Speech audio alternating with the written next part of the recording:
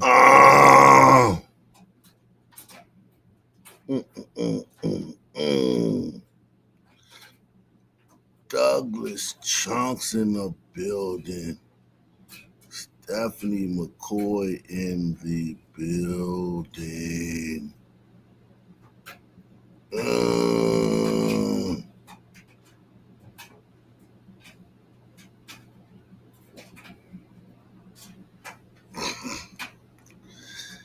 Uh, what's cracking?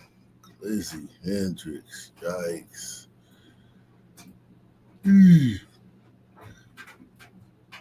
Salute to everybody out there, man.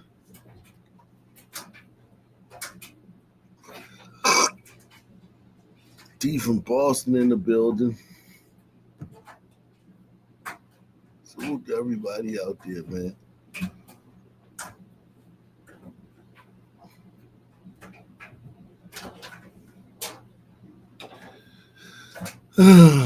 Just another day, man.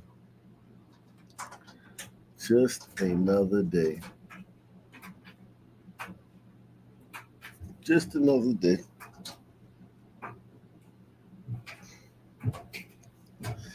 Just another day.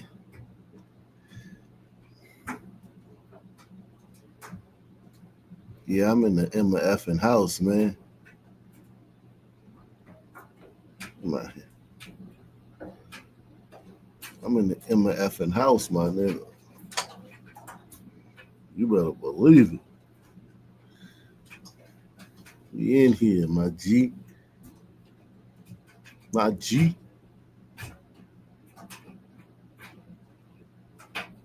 You in here, my G. You about to get it cracking early though today, man. I ain't gonna mess around, man. I ain't even gonna mess around today, man. You gonna go ahead and get this riggedy.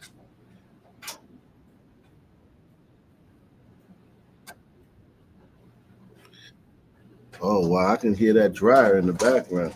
I didn't know the dryer was that loud. Let me turn this off.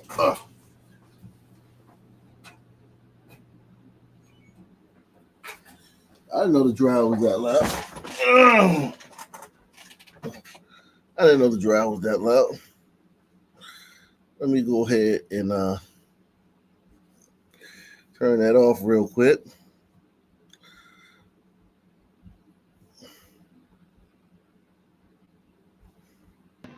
Okay, I have another rant. So I'm at 54th Street with my kids eating. This is the first meal of the day for, I would say, all of us. My kids had snacks, but that's not really a meal. And so my son orders chicken nuggets and fries, and he ate the fries, but he didn't really like the chicken. And I told the waitress that he didn't like it, and she was gonna take it away. And I said, "Well, can we get like it taken off the bill or a discount because." Jesus Christ. Yo, this is a business lady. This is a business lady. They got soup kitchens. You know what I'm saying? Did you know that, man? You guys might not know this because you're not homeless or anything like this. And I was never homeless, but I did work with programs and shit like that. I've been around and stuff, whatnot. There's so many soup kitchens. There's so many soup kitchens and places that give away food. What they call them? Food barns? Not food barns. Food. Golly, I can't think of the name of it now.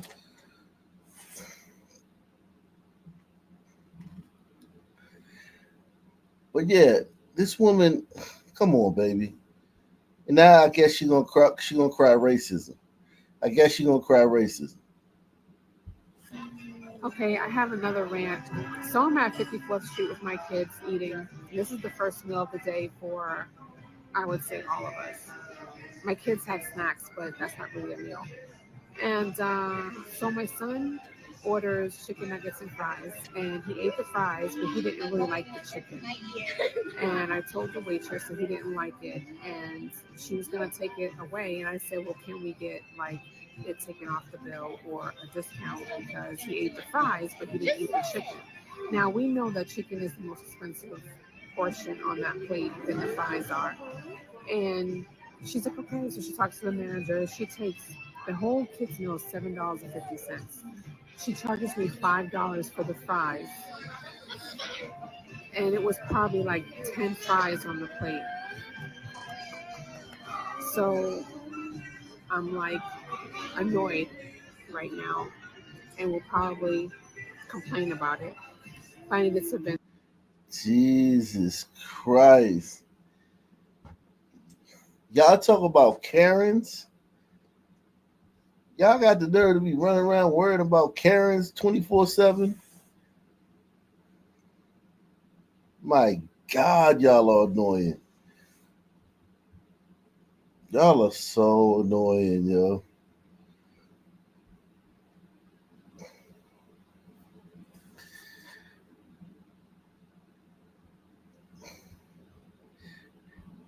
Y'all are very annoying. And will probably complain about it. Finding this event to you guys to see if I'm crazy. You're crazy. And I wasn't too happy with the sauce that was on my fajitas. Like, I don't know sauce that's on fajitas, and I eat fajitas all the time. It wasn't bad, it just wasn't great. So my kids chose this place. I won't order that again. I've been here Jesus Christ. Y'all are so annoying. before, I never had a problem, but I won't order that again. Okay, that's Don't come back again. I'm sure they would. You can keep your black dollars, man.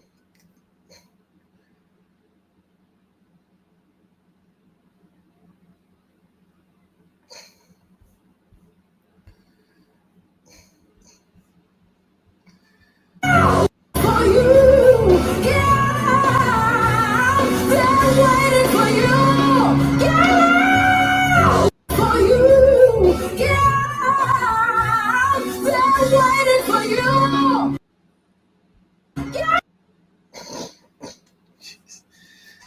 He's playing Jesus. Yikes.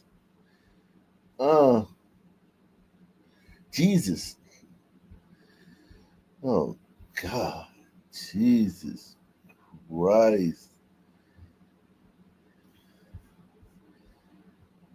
Yo, I ain't even gonna lie, man. I'm going to DC tomorrow. So I'm probably gonna see some of these people, man.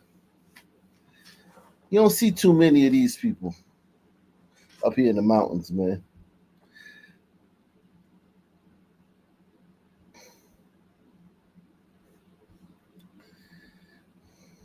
How the fuck is everybody hiring, but nobody is fucking hiring? Like, y'all don't understand how many damn job interviews I went to, how many like, y'all just don't understand how many applications I didn't put in.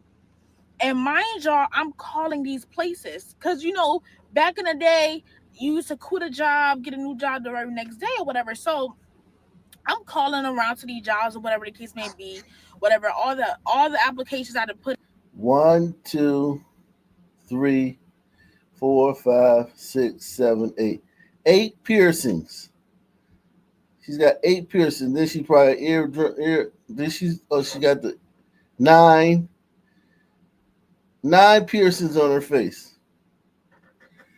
In for you know, all the job applications I put in, I'm calling the companies.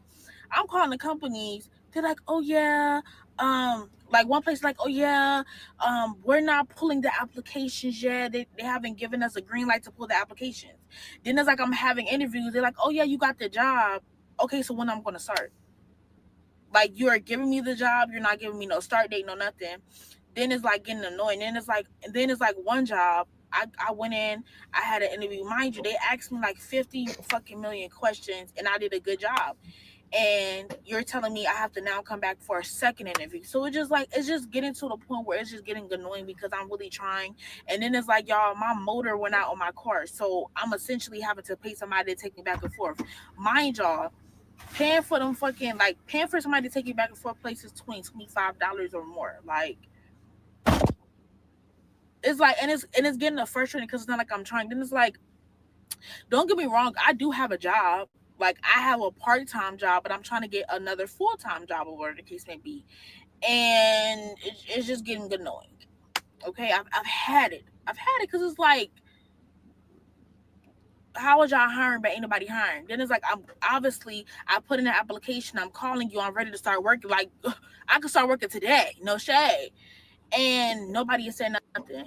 They all, oh, we're gonna give you a call back. Yeah, we're gonna give you a call back and all of this and all of that. Then it's like, one job, the site isn't even open. So it's like, so why did y'all have applications? Like, I'm just getting so annoyed, and it's like, it's so annoying, it's so discouraging. And then it's like, now that I don't got a car, it's really more difficult because I'm having to spend all this damn money on to get around. And it's like, I'm spending all this money to get on interviews. That's not something that's basically guaranteed. You know what I'm saying? So it's like, I'm wasting money, I'm wasting time, I'm wasting resources. Then it's like, they said they had a hiring event today, right? So I go to the fucking hiring event. It's not even a damn hiring event. Y'all want somebody to come all the way up here to get a fucking application, bitch. And then it's crazy because the applications is sending us to apply online. So it's like, y'all wasting people fucking time. Like, y'all are wasting people time. And it's getting fucking annoying. And it's like, this shit is crazy. Like, it's really a recession when it comes to job. Because it's like, how is everybody saying, we're hiring, apply now, apply today, and nobody is hiring, bitch. I even went into store to apply. Oh man, y'all are awful. Jesus Christ. How the fuck? What an awful shit.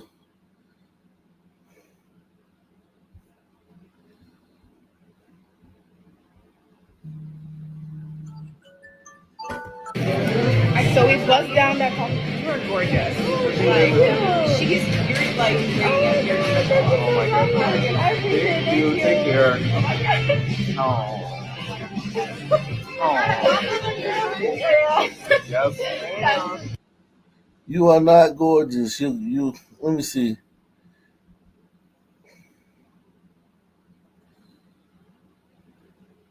Yeah, that, well, you know what? I won't say nothing. I'll just leave that alone. So the fourth slugger was busted. These is grown men, man. These niggas look like truck drivers, man. All these sluggers grown as hell, man.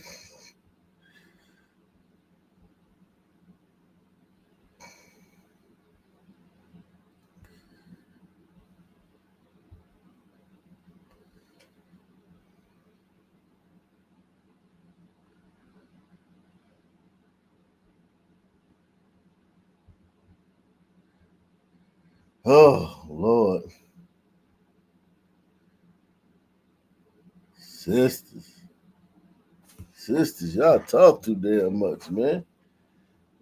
Sisters need restrictions, man. Internet access should be restricted, man. You sisters don't need to be on the internet this much. Salute to Pamela Henderson, man. Pamela Henderson in the building, man. Sisters don't need to be on the internet this much, man. Shout out to Anthony Madison once again, coming through once again. He said, this shit is crazy. She got that right. Facts. See what this black woman talking about here, man. The historian, man. You know, she's a renowned historian, man. Now, I didn't know that this wasn't common knowledge. And if you didn't know this, that means you don't follow me. But white people have always indulged in cannibalism. They ate their slaves, and they ate black people that were free after the Emancipation Proclamation, after lynchings. If you didn't know this, you don't follow me. And if you don't follow me, you should follow me. My name's Chemistry. I teach Black history. I'm not part of Hillman Talk. I just do this for fun and out of the passion that I have for spreading Black history. And just like everything else on my page, I'm not just feeding you a bunch of bullshit.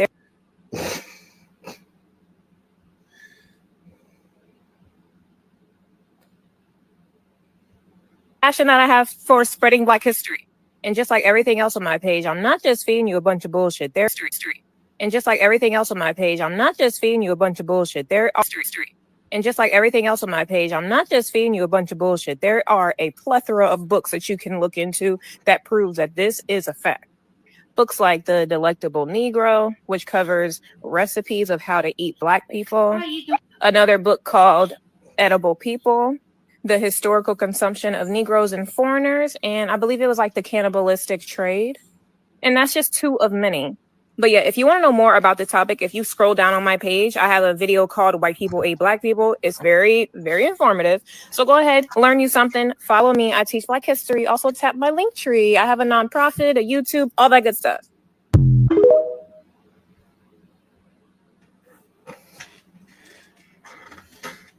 There are so many sisters like this out there. It's scary, man. It's past the tipping point, man.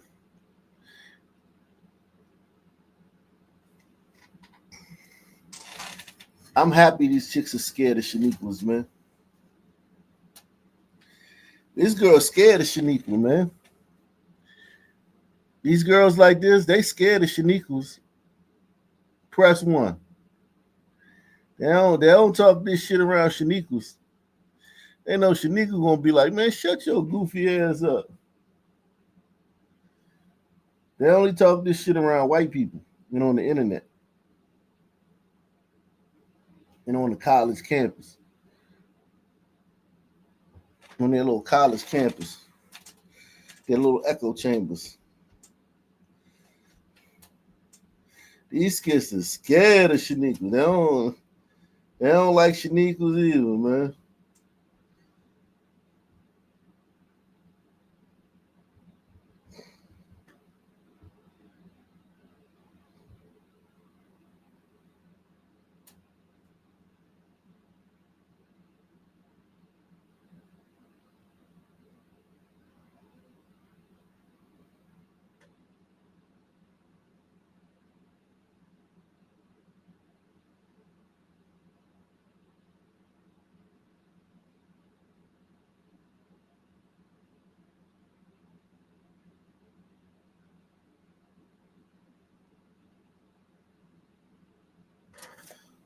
So, look at this white woman that ESPN just hired. Isn't that like racist? Was that girl Sweeney? Sydney Sweeney? ESPN just hired this hot white girl right here, man. The liberals gonna be upset, man. Liberals gonna be upset, man. Kate Ifany. What's her name?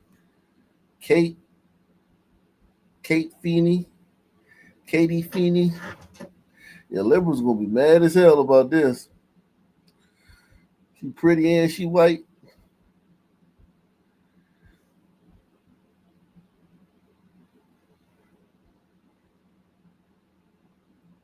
Ooh.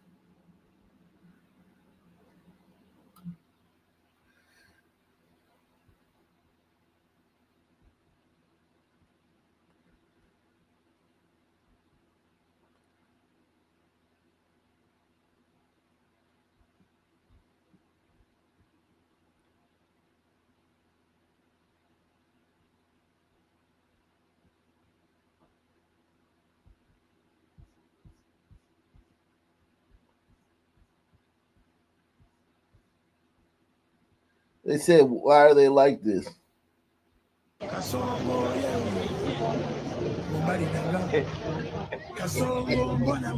Pakistan. He's picking a rock up. He's going for it. Watch your head, guys.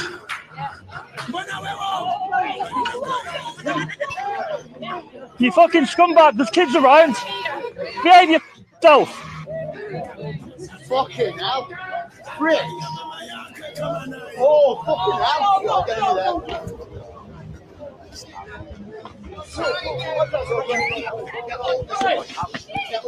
that. You fucking scumbag, mate. You're going to prison, mate.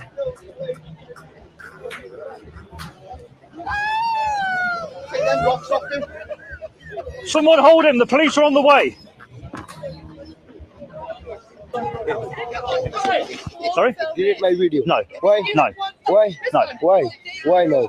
Rashomane video करे जा रही है खो रहा है मैं.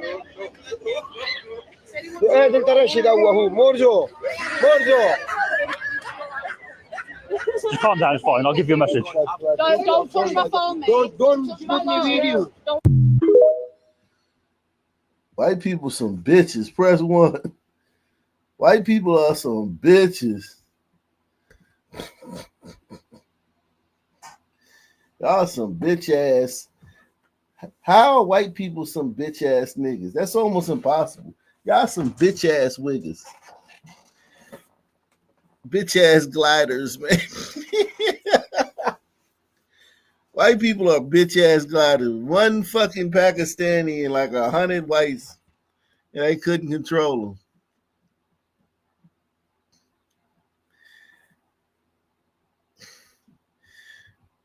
Y'all some bitch ass gliders, man. Jeez, man. Fuck.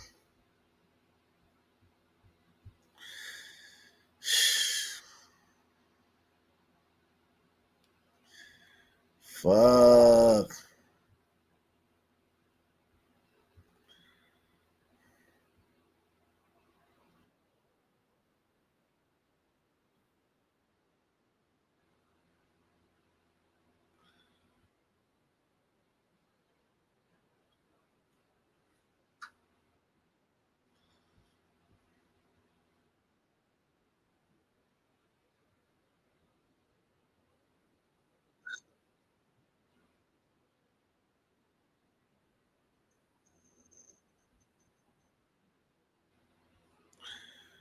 You motherfuckers, God, dog. I tell you, man. You gliders are disappointing, man.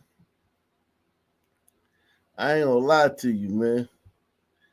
You gliders are disappointing, man. I gotta sit around every day and wonder how the fuck y'all conquered my people, man. Y'all conquered us, man. How?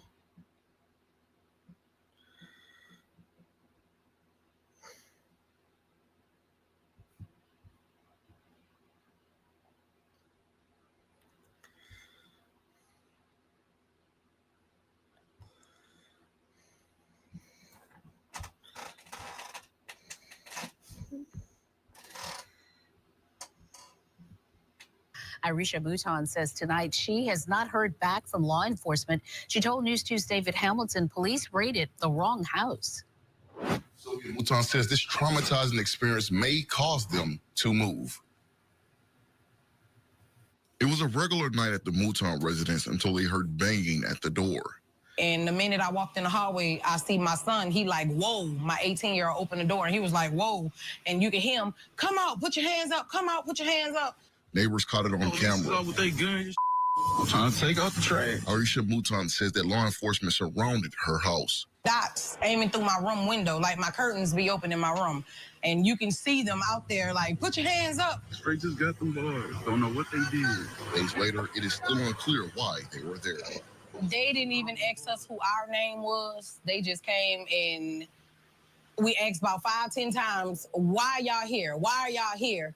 And one officer said they're looking for Josh. Josh is in here. They coming to get him. But she says there is no Josh that lives there.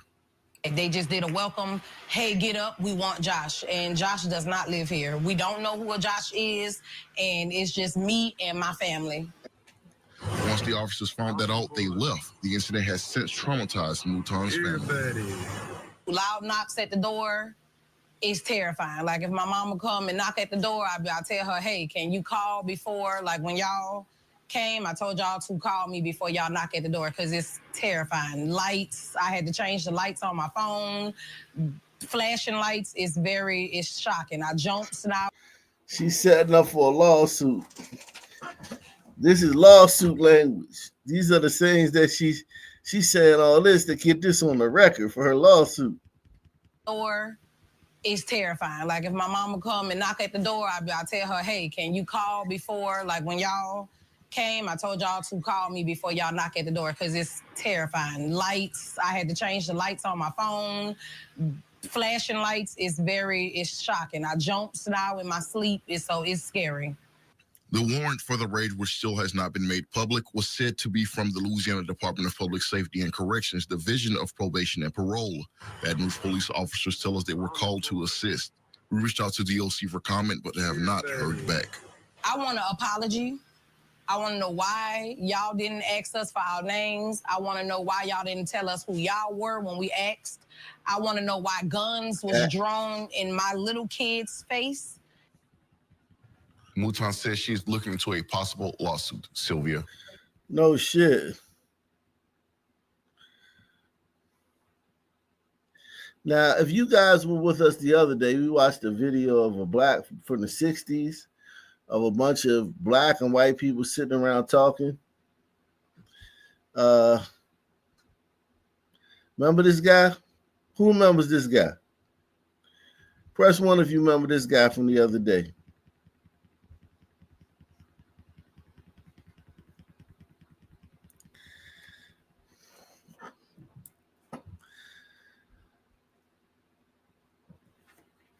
Yeah, food pantries. Well, this Jewish guy right here, he made a video about that, and listen to his interpretation of it. You're about to see a clip of a very angry black guy from 1968. It was a very angry time. I'm David Hoffman, filmmaker, and this is a clip that's part of my collection because it says something to me that I personally experienced. First of all, I got to tell you, 1968 seemed to me every American was yelling at each other. People were angry. Everything was fractured, a little bit like it seems on my YouTube channel a lot of people feel today. They're on one side or the other side. It's bad. It's great. It's communist. It's socialist. It's fascist. It's racist. I mean, it was like that. This was the time of Black Power. I'm going to tell you at the end of this video what happened to me regarding Black Power. But it was a time when Black Americans felt they got to really stand up and push it in white people's faces. The clip is from a show that appeared on PBS at that time that was actually live television. Very courageous of PBS to run these different points of view live, kind of debate-like on TV. We don't see anything like that today. I'm not sure people would stay in the same room with one another, but they did. You're about to hear a Black Power advocate speak his mind and a white citizen who is not against Black people getting their rights and privileges ask an innocent question. We're not interested in interracial housing. We don't want your neighborhood. We want ours to be just as good. See, we don't want to store in your neighborhood. We don't want you coming in our neighborhood. Well, here's the thing. Your neighborhood ain't never going to be just as good as the white neighborhood because your neighborhood going to be filled with niggas. Press 1. No matter how much money white people give you, your neighborhood ain't never going to be just as good as theirs because of niggas. Ask an innocent question. We're not interested in interracial housing. We don't want your neighborhood. We want ours to be just as good. See, we don't want to store in your neighborhood. We don't want you coming in our neighborhood and open up stores and exploiting us and then go home and throw a bomb if we move next door out in the suburbs. We don't want your schools, but we want our schools to be the highest and the best possible for our Black progeny. See, what people don't understand, we are saying, and we're not asking. You see, the die is cast, as I said, we're not asking, we're saying this is the way it's going to be. Gentleman in the back row. My name is Russell Davis. I'm a student of political science. This afternoon, Mr. Meeks has said that he's not afraid of alienating white America. The young lady from Winnetka has stated that she saw during the marches which she participated in people who were full of fear and hatred.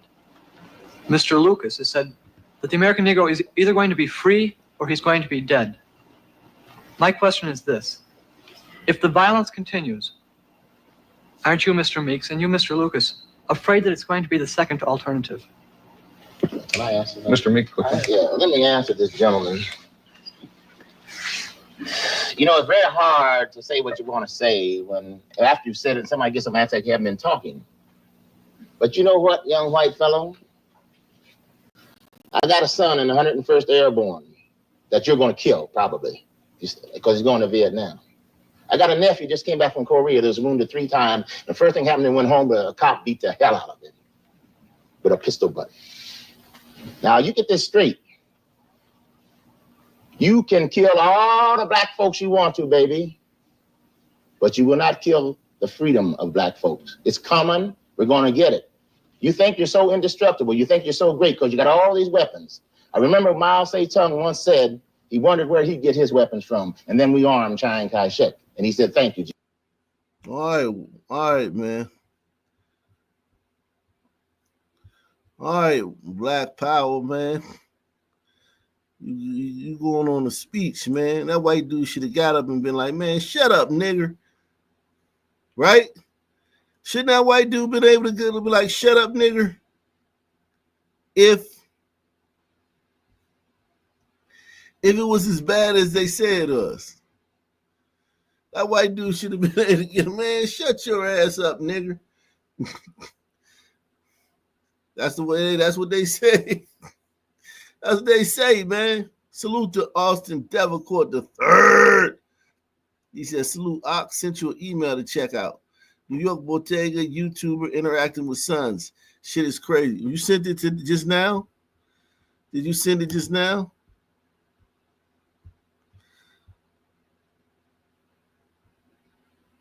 Or did you send it earlier? Let me see.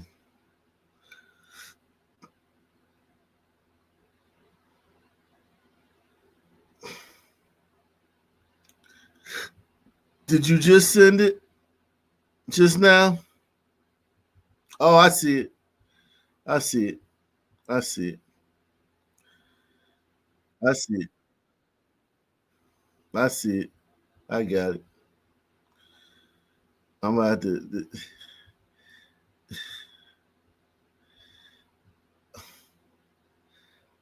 I'm gonna have to come back to this one. Jeez. So much stuff going on in there. I see it. I see it. I got it. It's right here. I'm about to play it now.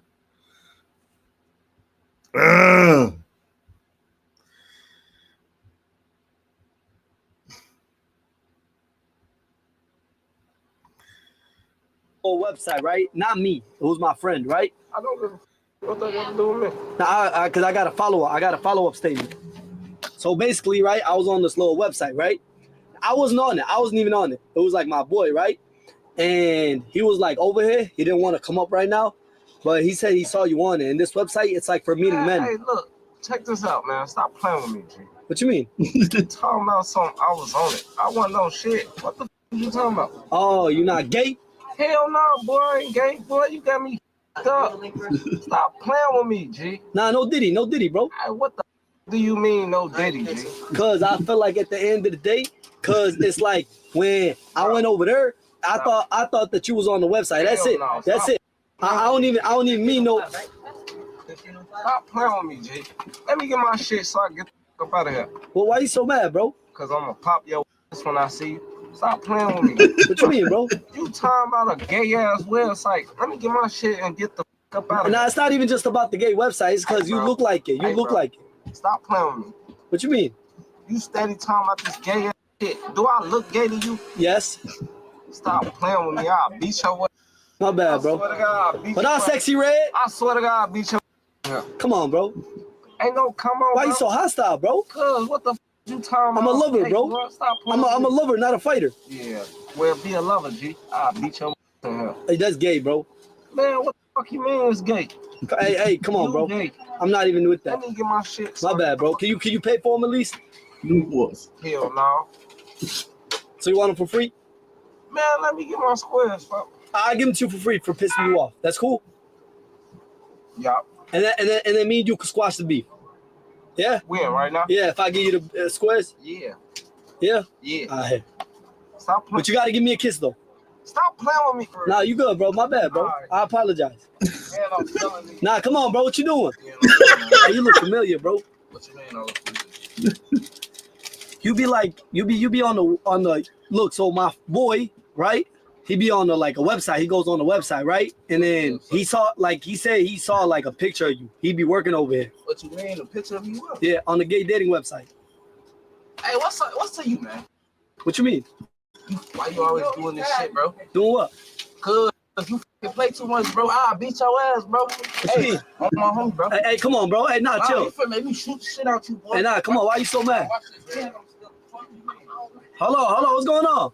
What the hell? Give me a pack of switches. Hey, you be on the gay dating website? Man, don't even play with me, bro. I'm not even with the foolish. What you mean, bro? Hey, I'm here to conduct business. Let's go. I'm here. Give me a pack of switches. Give me this pop and put the rest on pump 6. Play with somebody else, bro. My bad, bro. You ain't. I'm old enough to your mother. Daddy. Hey, nah, hey, my brother, look. Dude, look. Hey, look at the camera. I know, we just be trolling and shit. It's 2025, motherfuckers commit crime on camera. Remember that. Yeah, I know. Stop being stupid, bro. Nah, my bad. It's all respect, my boy. Hey, I'm talking to him, man. It's all respect. Hey, stop. Chill, I'm talking to him, not you. The whole time he been talking shit, you said nothing. Keep your mouth shut, bro. Nah, chill. Hey, my brother. I do pranks. You feel me? He knows. Videos, but again, everybody ain't for the foolery. I already know. I apologize. You know who to play with. And I apologize. Put the rest on pump 6. I got you. Hey, look, I was gonna ask you a question, brother. You mind if I post it? Hey, you can do what you want. I ain't said should have did nothing wrong. Hey, check it out. No, look. Everybody around here, they all know me. Like they can tell you myself. I seen the video. I know. I done seen the pink white. Yeah, I know. But I want to be cool with you though. You feel me? Cool. I ain't got. Again, if I wasn't cool, I wouldn't be in there doing business with you. Yeah. Hey, look. So I can post it. Nah, but, hey, you wanna take off your ski mask real quick? What happened? You wanna take it off? Wait, you getting blunts? Yeah. Yeah, take it off real quick. A leaf vanilla. You know, I got real ops. Yeah. Nah, I ain't gonna lie to you though. By your face, like you look familiar. For what? A gay grinder. You said what, boy? Like the gay dating website. Oh no, fuck, I'll be on that. You said who? The gay. You're not gay. Who, me? Yeah. Ask me that one more time. Nah, I was gonna say like you're not gay. Well, do it look like I'm Hey, come on, bro, chill. Stop fucking playing with me. My bad, bro. My bad. Open the door. Hey, nah, come on, chill. Hey, my boy. Hey, look. I just be joking around. Yo, all right.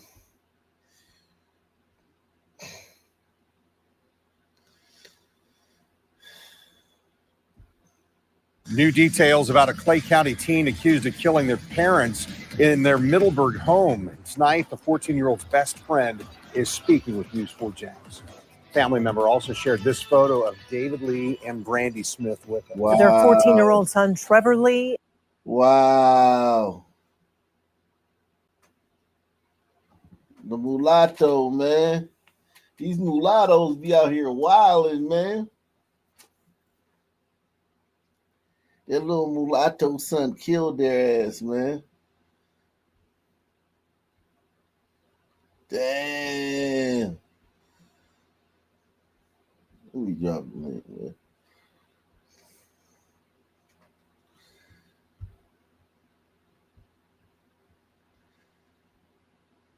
Man, that little mulatto son killed their ass, man.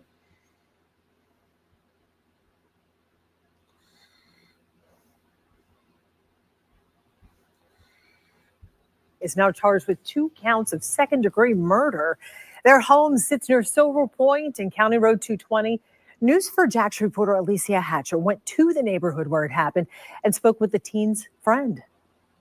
One of Trevor's closest friends, Kyrie Beeman, met us right outside of the Lee family home. He says he's known Trevor since elementary school and he just saw him Friday. He also says he spoke with him over the phone around 12:30 this morning, and the conversation they had, he'll never forget. He told me that he loved me, and he told me that he was just calling to tell me goodnight. The best friend of a teen now accused of murder replays the last conversation they had before learning the shocking news. Crime scene tape lined a Middleburg neighborhood Monday morning after a chilling 911 call from a 14-year-old boy. Our 911 communications center received a call from a young man who stated he had just killed his parents. He stated that deputies could find his parents at the house and that he had walked just over a mile away to a church. Deputies responded and arrested 14-year-old Trevor Lee.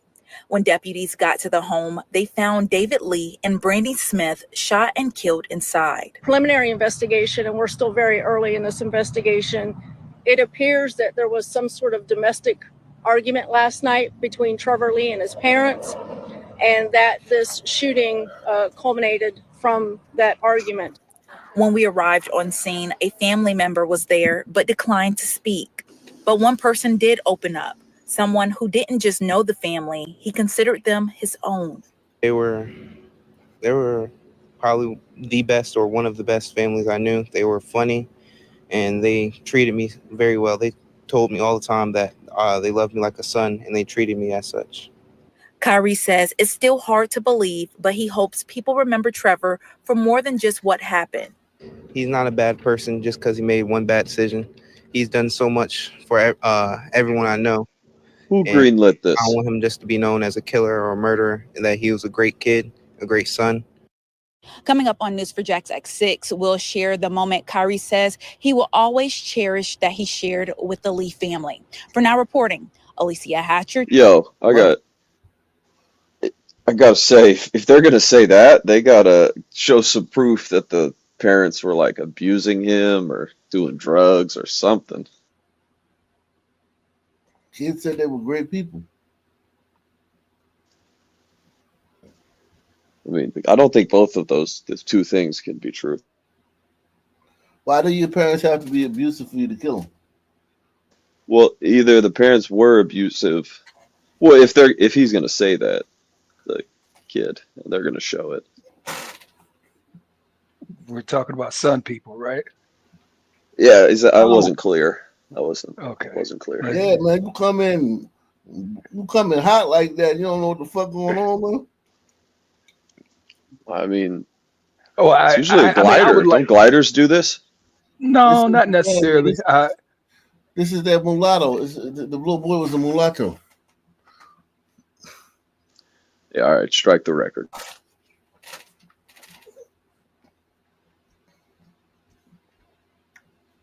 That was his best friend right here.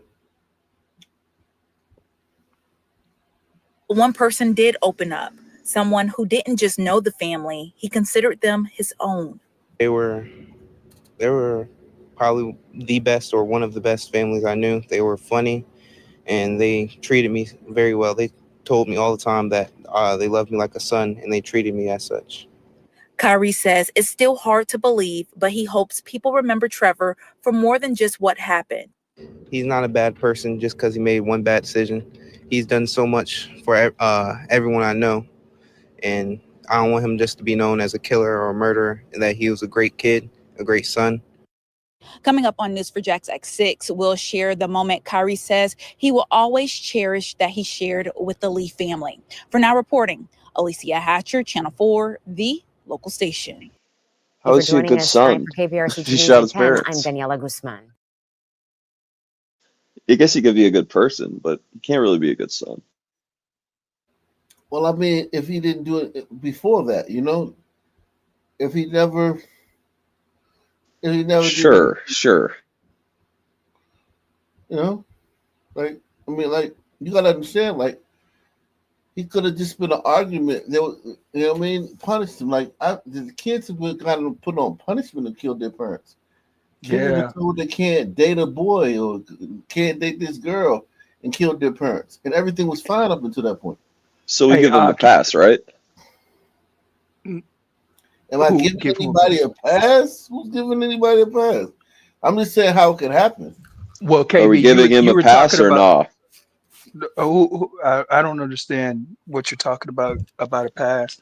I'm just thinking, I just want to hear more of the story. Yeah, it just seems like, there's not enough information about it. He walked to the church, called 911, told the police he killed his parents. Then he called his friend and told him he loved them and told him that, and then Hey, you remember that story where that woman called the police because her daughter chased her with a knife because they turned off the internet? I heard, I remember something like that. Yeah. It's like that. Yeah, take the phone. Take the phone. Real stupid. Real silly. I don't know. and then the kid doesn't know. The kid's he's a moron, right? So he just kills his parents, and he wakes up the next morning like, oh shit, I killed my parents. Like, yeah, brain you know what I rotting mean? through YouTube and through YouTube clips and stuff, Weed and YouTube shit like shorts. that. Yeah, YouTube That's shorts, weed. that's a scary prospect. I'm telling you, man. Thank you for joining us tonight for KPRC2 News at 10. I'm Daniela Guzman. And I'm Keith Garvin. A woman kidnapped while waiting for her Uber ride lives to tell her story. Yeah, this incident happened early Sunday morning just outside the flats on Tangleweld Apartment on Tangleweld Street. 57-year-old Luis Leon Quesada is charged with kidnapping and aggravated assault with a deadly weapon. KPRC2's Corley Peel joining us now live from the complex with how the woman managed to get away. Corley? Daniela and Keith, this was a scary situation. The woman says she does not know Luis Leon Quesada, has never seen him before. She said she had just left her friend's apartment around 5 o'clock in the morning and was out here waiting on an Uber when she says Quesada started talking to her, offered her a ride, and despite declining, she says he forced her into his vehicle, but it was her quick thinking and the help from a friend that ultimately saved her.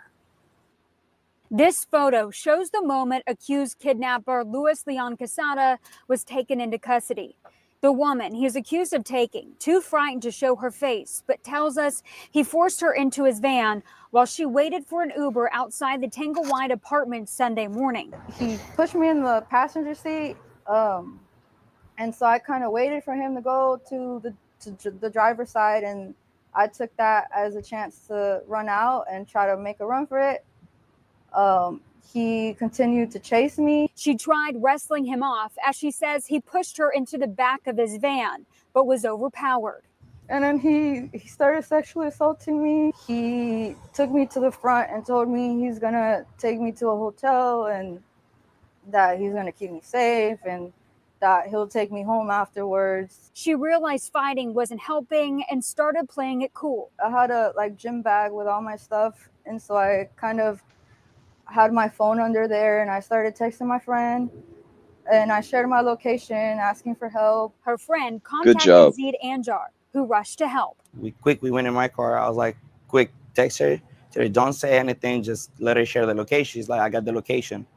I was like, tell her to call so we can have the convo. We put a mute. The woman managed to snap this photo of Quesada's phone, showing their location and helping identify his vehicle. As soon as I found him, I blocked him right away. He crashed into me the first time, and then again I crashed him. Anjar blocked him on Westheimer. I was trying to get him. His door was locked. She was able to unlock the door from her side, from inside the car. She came, she jumped into our car. First step I got her, she's safe. She was not hurt at that time.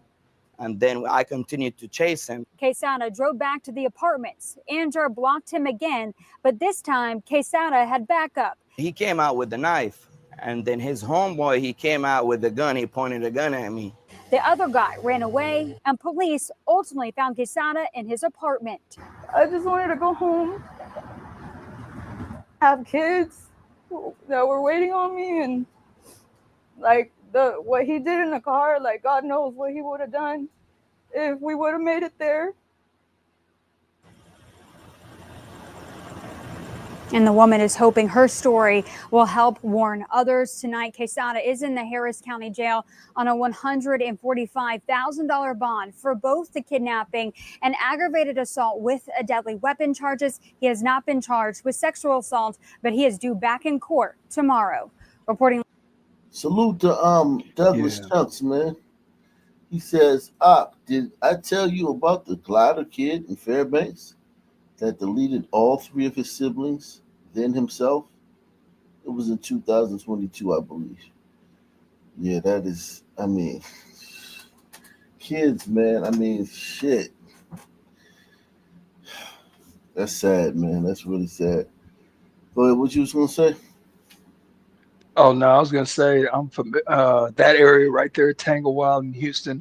I'm familiar with that area. I used to live in some apartments close by. It was always a rough area, but there's a lot of heavy traffic. So, that place is pretty much, it's upbeat. It's at 2 a.m. a lot of people are still on the road or whatever. But it's still, I mean, all I'm thinking is Houston's a sanctuary city, you know. So all kinds of people are out at night. I mean, it's just not the same. My barber's still out there on that sign. When I drive over there, man, it just doesn't look what it used to look like. It just looks so transient, you know, and a lot more homeless people. Everything just moves fast, you know. I don't know. I don't really like it.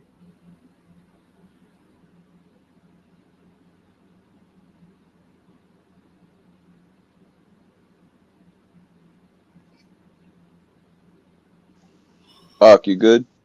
Yep. Okay. Let's go on, man. Let's continue on, man. Facial recognition tech helps police. A lot of crime going on in the black. Doorbell video. Facial recognition helps solve a Milwaukee homicide. That's what prosecutors say in new public records. Christina Van Zelst is live with the debate about technology in police investigations. Hey there, Christina. Hey, Kim, 35-year-old Dion Howell is charged with first-degree intentional homicide. Prosecutors say that he was out on probation at the time of the shooting, which ultimately played a role in his arrest. You know, a young man loses his life. On July 20th, in the middle of the day, Milwaukee police were called to 55th and Custer for a shooting. A 26-year-old died. Prosecutors now say a Ring camera captured the entire thing. All of a sudden, I heard 3 gunshots very close. Fox 6 spoke with a woman who called 911. She's concerned for her safety, so we agreed to conceal her identity. Cameras are so important. Investigators say Ring camera video shows 35-year-old Dion Howell talking with the victim who was selling a dog. When the victim puts the puppy on the ground, prosecutors say Howell shoots him 3 times before driving off in a stolen car. Wow, killed this dude for a dog. Like a dog for a dog. Yeah, we did a lot of these stories a few years ago. Who remembers in DC where they were stealing, they were meeting up with the people to sell the dogs. So they were just running up on people, walking their little Yorkies and their little those little. I remember. Yeah, this motherfucker met a motherfucker online and killed him in cold blood over the fucking dog. It's a shame. Just murdered his ass. Yeah, Stay I wonder. off these I apps. wonder if he would have had to. Like, I wonder if somebody would have been like, "Nah, you're gonna have to kill me. I'm not giving you my dog," and he said, "Okay, then." Or if it was something like that. I don't know. That's a good call. Nah, I don't know. I think that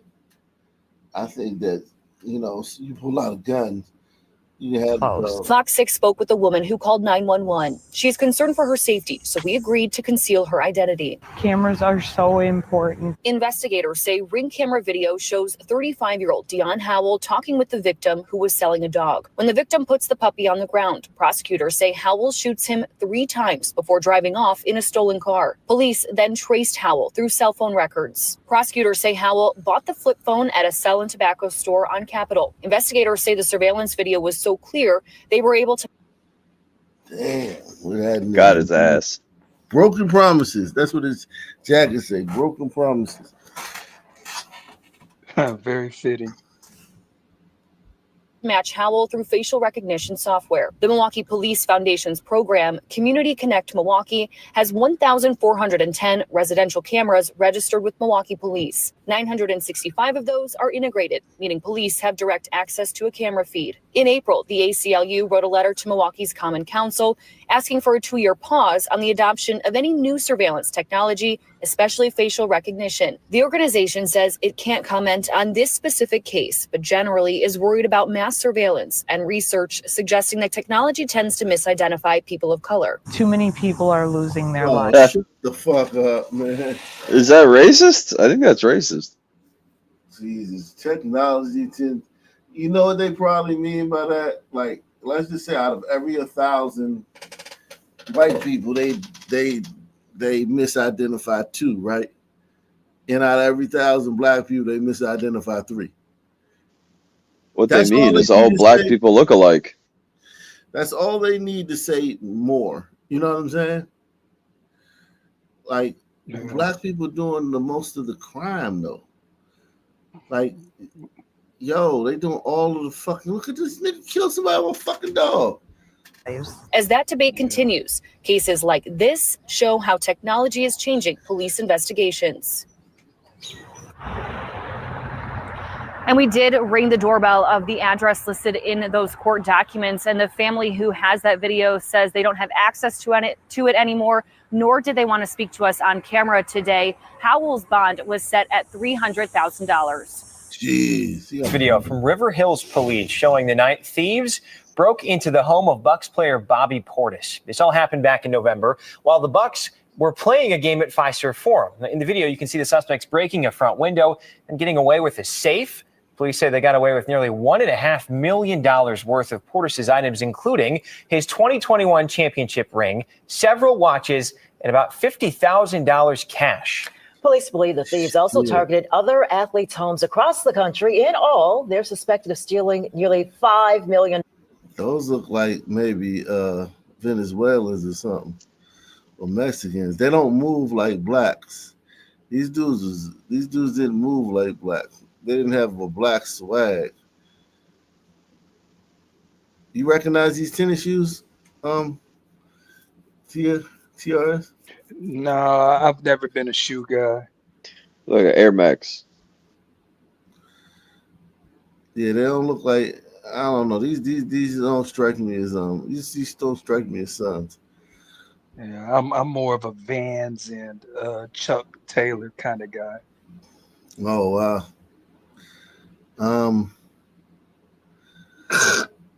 Wow. New at 10, 3 robbers smashed into a Southwest Atlanta sports bar and swiped a safe full of money. It happened early this morning on Pryor Street, and the whole thing was caught on camera. Now Atlanta police are trying to track those thieves down, but tonight the future of that bar is in question. Well, the sports bar says it's out $5,000 after those thieves busted through the front door around 6:30 Monday morning. The bar's owner tells me after 8 years in business, this could be it for them. For somebody to just come break in and just take your stuff, you feel violated. The front door to ATL Sports Bar 2 has already been fixed. But owner Frankie Turner says the early morning break-in did a different kind of damage. It hurts. You put a lot into it. It's not all about me. It's about my staff, too. He showed us video of this car with no tags backing up to the restaurant early Monday morning. 2 people get out and the driver stays. After they bust inside, they go right to the office and take the safe. And to see them on camera and they just parading around in the business like they... like it's their business. Turner says inside that safe was $5,000, along with their business license and checkbooks. The thieves appear to struggle to fit the safe into the trunk, so they throw it in the front seat and take off. To me, it seemed like it's someone that knows me because they went straight to the safe. Turner says nothing else was stolen, including these bottles of liquor. He says someone that knows me because they went straight. That was my suspicion. Because you know how they have the stereotype of paying for a lot of different cousins and uncles and whatever. Like one of them got disgruntled and tipped off their homeboy. Yeah, this does sound like a family inside job. And they'll do that to you and smile in your face and help you try to find the people who did it. Oh, for real? Because, oh, man, it's fucked up, man. Oh, man. Including these bottles of liquor just feet away. But after 8 years in business here, I don't know what's my next plan now. He's not sure if they'll keep their doors open. Turner says business has already been slow, and this could be a death knell. I want to say I want to keep going. I know God been good to me, though. He's been great. It's just the fact that I can't keep taking hits like this with the economy the way it is. And Atlanta police have confirmed they are investigating, but it's not clear if they've been able to identify that getaway car. Turner says the community has offered up a Think about how many crimes they got to deal with, and then I gotta find some getaway car, man. That shit going on the back burner, man. Shit. Video from River Hills Police showing the night thieves broke into the... Poor guy. Poor guy. Police in Harvey are investigating 2 shootings, including one at a house party, leaving 7 people shot, among them a Oof. 4-year-old boy. Good evening, everyone. I'm Jackie Bang. And I'm Tamon Bradley. Thanks for joining us. WGN's Andrea Medina joins us live from Harvey City Hall. Andrea. Hi, Tamon and Jackie. Police say one shooting occurred last night and the other early this morning, and both incidents are connected. Investigators are now working to determine the circumstances that led to the gunfire. The scene was chaotic, you know, a lot of police, a lot of ambulances, a lot of people laying down in the ground. What started as a house party on this residential block near 145th and Desplaines Streets in Harvey turned into a deadly crime scene Saturday night. By Sunday morning, the aftermath was still visible. Evidence markers scattered on the ground, police tape tossed into a trash can, lawn chairs, and a child's bike were left untouched on the grass, silent reminders of the violent night. It was a shame to have to see something like that, especially over here, 'cause we don't have nothing happening over here. You know, I lived over here for a minute, nothing happens. Oh, over here, yeah? But it was a sad moment for this community here. Neighbor Terrence Simpkins says he watched the incident unfold through footage on his Ring camera, then stepped outside to find a chaotic scene. According to Harvey police, gunfire broke out at around 8 p.m. on Saturday during a house party. 2 individuals are believed to have opened fire on the crowd, injuring 5 party guests, including a 4-year-old boy. Police say they were transported to area hospitals and are expected to be okay. A family member who asked to remain anonymous says that a person inside the home legally carrying a firearm returned fire, killing one of the alleged shooters and wounding the other. That's the best part about, you know, exercising your rights, you know what I'm saying? Having FOIA cards and being able to protect your home. So they protected their home. The surviving suspect was taken into custody. Although police initially considered Saturday night's shooting an isolated incident, they're now looking into another shooting that happened just before 5 this morning in the 200 block of Calumet Boulevard. It is believed to be a possible act of retaliation. There, a man was found dead inside a minivan. A woman who lives near the scene asked to remain anonymous, but says she was jolted awake by the sound of gunshots and is still shaken by what she saw outside her window. We just heard it sound like someone's hitting garbage cans. I heard at least about 40, 38, 30, I don't know, a lot around. While an arrest has been made in connection with Saturday night's shooting, police are still searching for suspects involved in this morning's incident. We are live in Harvey. Andrea Medina, WGN News. Wow. It was here on the streets of Queen Anne Hill, overlooking downtown Seattle. Okay, so that's a little bit too much. Oh yeah, let me get to this story about this little fucking kid, man. Wow, there's a lot going on. Jeez, so much going on.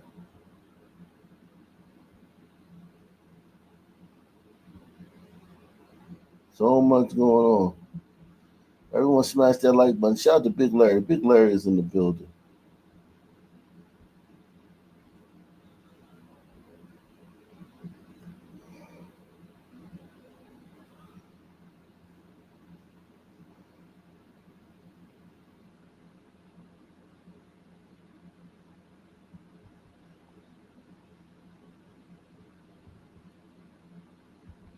Let's see. Yeah,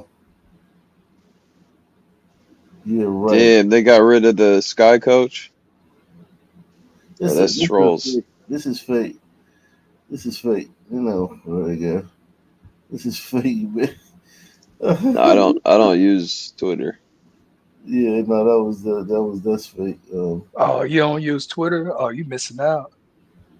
Twitter's the wild, wild west out there. Let me find these people. These I guys. get everything I need at Arc Nation. Yeah, here you go. Oh, Look yeah, at these kids. Look at these fucking kids, man. You seen these kids? Oh, that's the back. They That's wildin'. yeah. Yeah, oh yeah, that's the second video. Oh, yeah, I saw this. Oh, man. You know, at one point, I figured that it's to the point now where I don't even want to say nothing about none of this stuff. You know, I don't even think it's my place anymore. But TR, silence is violence. Yeah, I know. You gotta speak up about your community. Your community. You gotta think about churn. Hold on, Yeah, silence is violence, but I want peace. Let the people hear this, man. You got like 10 seconds to open up this door. I swear to God, I'm gonna break this door. 10. Open that fucking door. I'm calling my mom. Call my mom. Bitch, I been knew how to count out. Choke 4 out of that. Can't do that. You can open the door. Badass little kid. I'm gonna open up this door because I'm not playing. All I fucking know is y'all better open it. I'm not playing. You know how to count. You have hands. Open the door. Open up this door before we break this bitch. Break it. Go ahead. I'm gonna break some up in this bitch. On God, I'm gonna. You guys must be dumb. I would like that for your signature. Do not play with it. You do not like that, but you can't open the door. Do not play with it. Open this door, I'll trash it. You can open it. I will trash this hole. I'm closed. All right, we're sorry. Open it. You got like 10 seconds to open up this door. I swear to God, I'm gonna break this door. I'm closed. 10. Open that fucking door. I'm calling my mom. Call my mom. Bitch, I been knew how to count out. Choke 4 out of that. Dad do that. You can open the door. This shit just reminds me of substitute teaching. I'm not playing. You know how to count. You have hands. Open the door. Open up this door before we break this bitch. Break it. Go ahead. I'm gonna break some up in this bitch. On God, I'm gonna. You guys must be dumb. I would like that for your signature. Do not play with it. You do not like that, but you can't open the door. Do not play with it. Open this door, I'll trash it. You can open it. I will trash this hole. I'm closed. All right, we're sorry. Open it. It almost seems like the lady recording like isn't really taking them that seriously, which would be a mistake. Yeah, I mean, I think she's taking That it is serious. true. She knows that the police are on the way, but she doesn't understand that the police don't respond to these calls with the same speed as they would other things. So she Well, sounds like she's somebody that knows the police are on the way. she thinks they wouldn't be able to beat her up, I imagine. Oh, I think they probably could. oh yeah, without a doubt, without a doubt, without a doubt. That these kids probably been in an inordinate amount of fights. Let's see. Here's the follow up. Here's them coming back online. Okay, so y'all, let me address this motherfucker. Let me sit up. What y'all sit up right. So these people in the comments, what y'all got to say to me? Okay, so please, can people stop saying they mama poor, they can't afford food, our mama can't afford food. Second Oh of all, God. fully dressed, we got more money than you. Sound just Second of like all, Peach. y'all dicking, get off dick. Y'all niggas about my sister. This is not my mama, this is my sister. Well, She that got more took money a than you. quick She got her turn. own house. She pay her own bills. She got more shit than you. You broke. You ain't getting no more shit. And that was not food inside the bag. That was snacks and toys. And if it was, yeah, that's what y'all like the fuck. Matter of fact, We ain't need to steal no Y'all food. got food. Everybody that knows know y'all got food. Y'all grown people. But yeah, See, like y'all, at this the is end why of the we day, need my mama did not lashings. know that they We steal y'all got toys. But yeah, and everybody in the comments talking about they mama this, they mama that. Bitch, my mama did not know they was stealing. Bitch, that was not with my mom. Okay, so y'all, let me address this motherfucker. Let me sit up. What y'all sit Yeah, up this right. is some real creature behavior. What y'all got to say to We me? need some lynching. Okay, We so they please, need can their ass tied to a pole. stop saying they mama poor, they can't afford food. Our Live mama can't streamed. afford and food. Second of all, we fully dressed. We got more money than you. Bitch. Second of all, y'all dicking. Get off dick. Y'all niggas about my sister. This is not my mama. This is my sister. She make more money than you. She got her own house. She pay her own bills. She got more shit than you. You broke. Hey, I have a question, Huck. Why are sons so sexual and sexualized? What's that all about? I mean, they grow up faster. Did you hear The other But day. why? Like, why do they get into that at such a young age? Just a lust. We mature faster. Biologically. Testosterone. Well, how does the savannah play into this?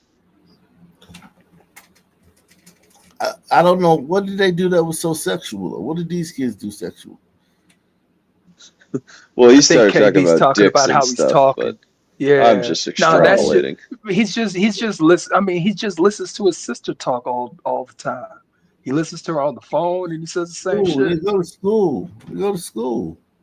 Yeah, They man, go I'm to telling you, school. you'll be surprised, man. Second, third graders, they talk like that. Oh my God, they smack, they pop their lips like how she did at the very beginning. They do all that. God. Yeah. Well, And you really got and then you can't even tell them things because back when I was spent like 10 years as a teacher, and there would be times if I'm dealing with elementary, I'm telling the boy, like I'm telling them, hey, don't do that, don't stop talking like that, that's how little girls do. But I wouldn't say it because I would just be like, that's too much. So I was just thinking. Sure enough, I would see him getting picked up by school by two women, their mama and they stepdaddy girlfriend. So it's like, man, it's just what it is. And you know how lesbians, all they do is fight. Mm-hmm. Yeah, the rates on that are crazy. Yeah. It's like half of their relationships. Fist fights. 10 seconds to open up the door. I swear to God, I'm gonna break this up.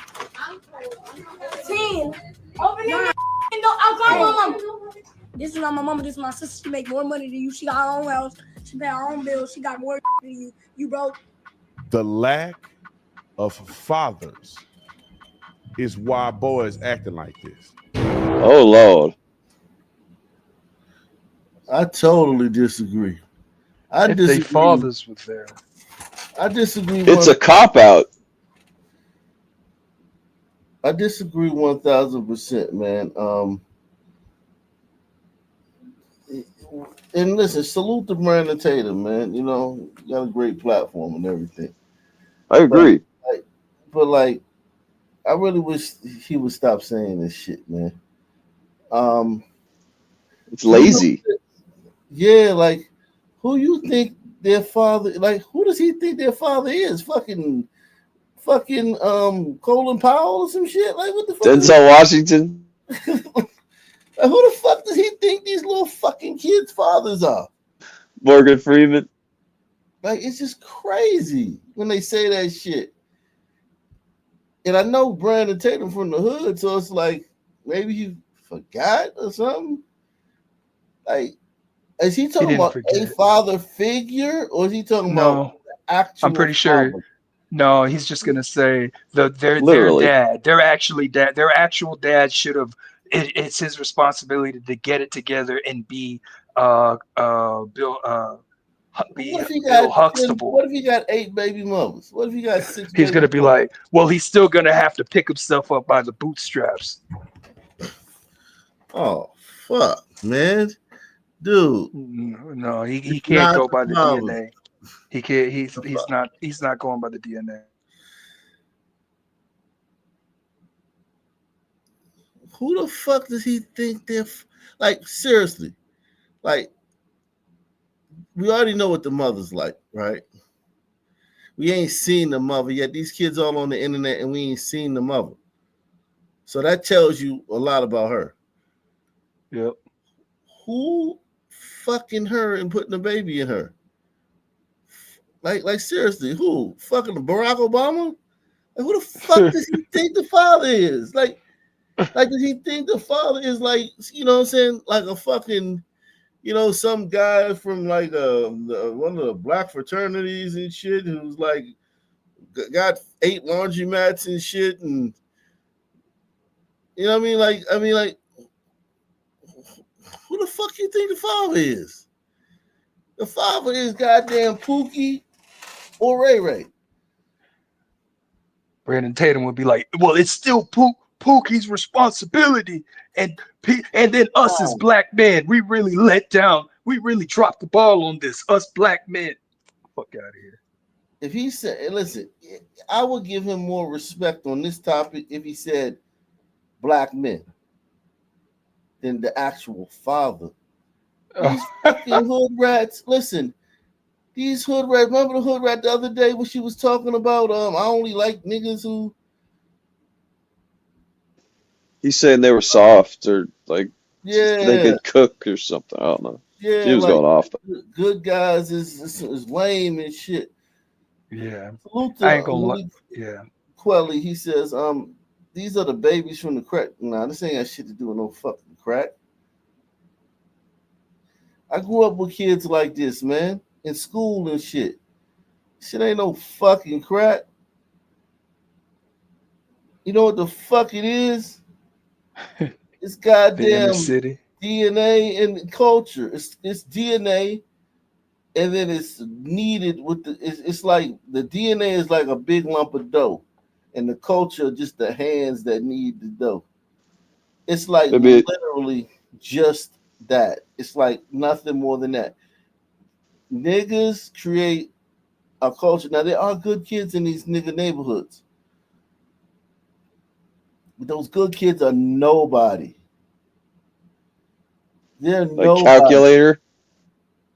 Yeah, they're nobody. Don't nobody. You really can't even come outside if you're a good kid. Rest in peace, calculator. No, you can't. You can't really. You really can't even come outside and play in a black neighborhood if you're a good kid.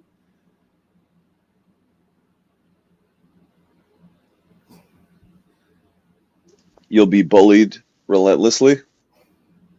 No, you'll. Well, it's not even that you'll be bullied. You'll just be subject to the proximity. I mean, you're gonna get bullied and you're gonna be out of place, and you're gonna be mocked and ridiculed. What if you Yeah. just get really good at basketball? Well, I mean, I don't know. Then if you get really good at basketball, then you might end up starting to get in with the wrong crowd, and then you just be one of them smart Oh dudes on the yeah, wall. I see that. That happens. They're the worst though. There's no My excuse for those boys fuckers. acting like this.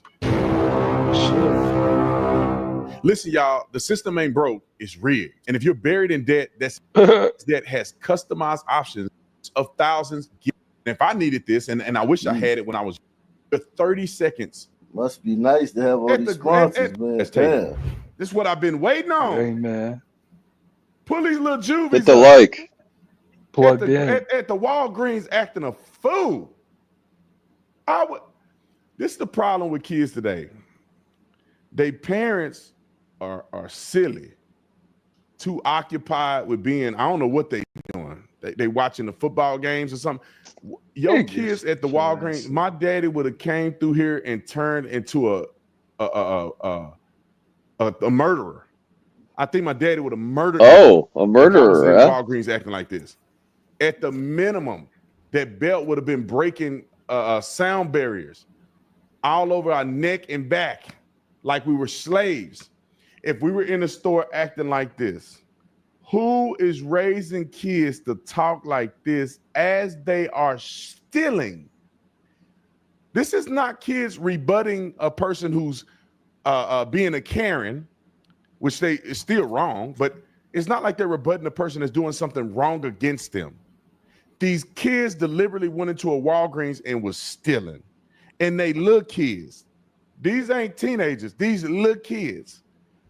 Roll the video, and then after we Little watch kids this, you're be gonna see killing. why, in part, these kids act like this. Roll it. Ripping and running.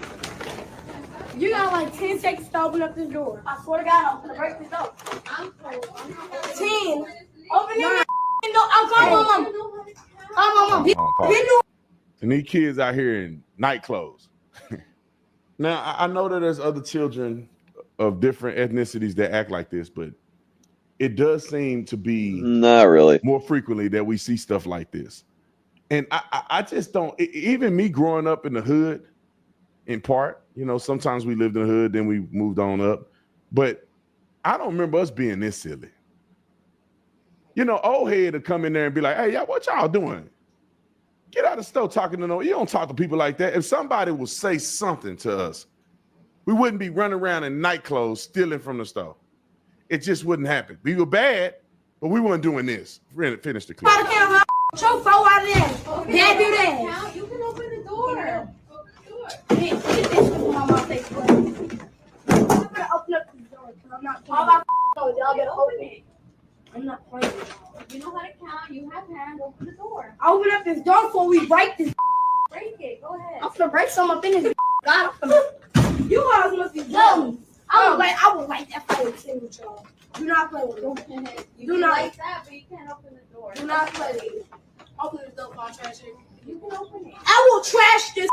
Closed. All right, we're sorry. Let me address it. Okay, hold on. Now this ghetto bird is finna say the stupidest thing you ever heard. But I want y'all to pay attention to something.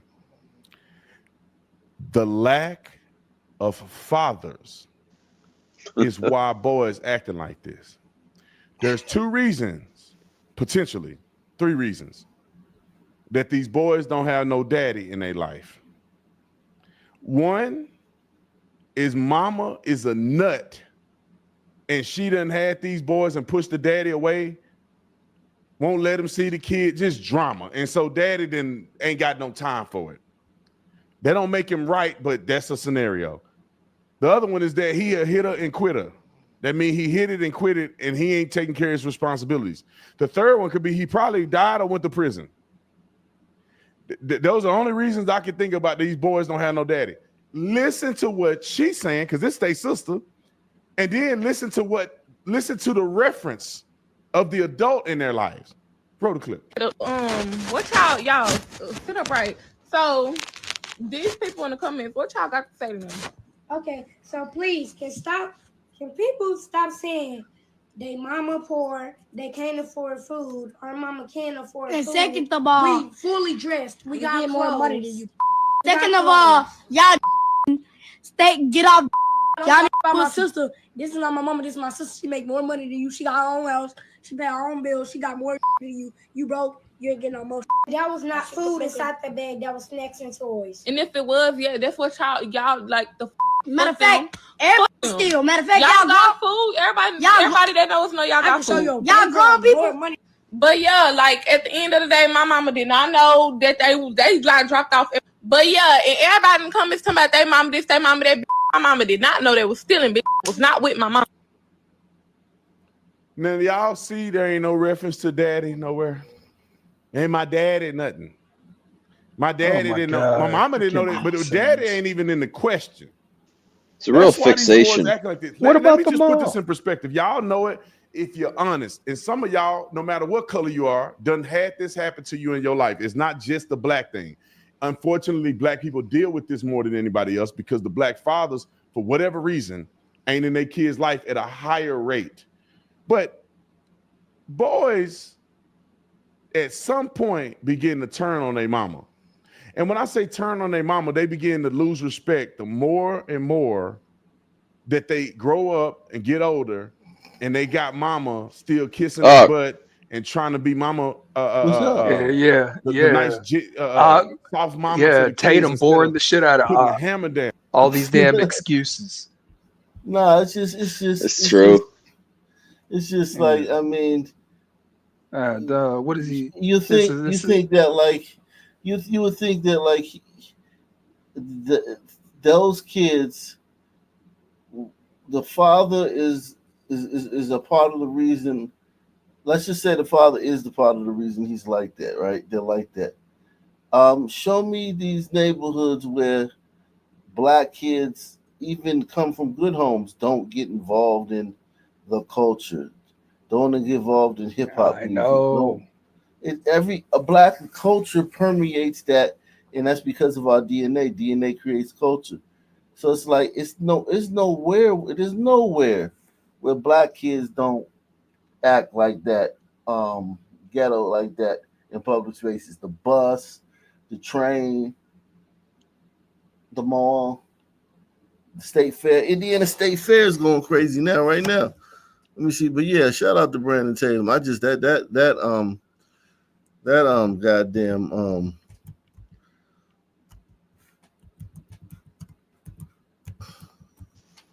Yeah, just recently, actually, I had a family member who was accosted by 3 little sons that were very similar age to those in the video, and they were trying to steal his bike. Wow.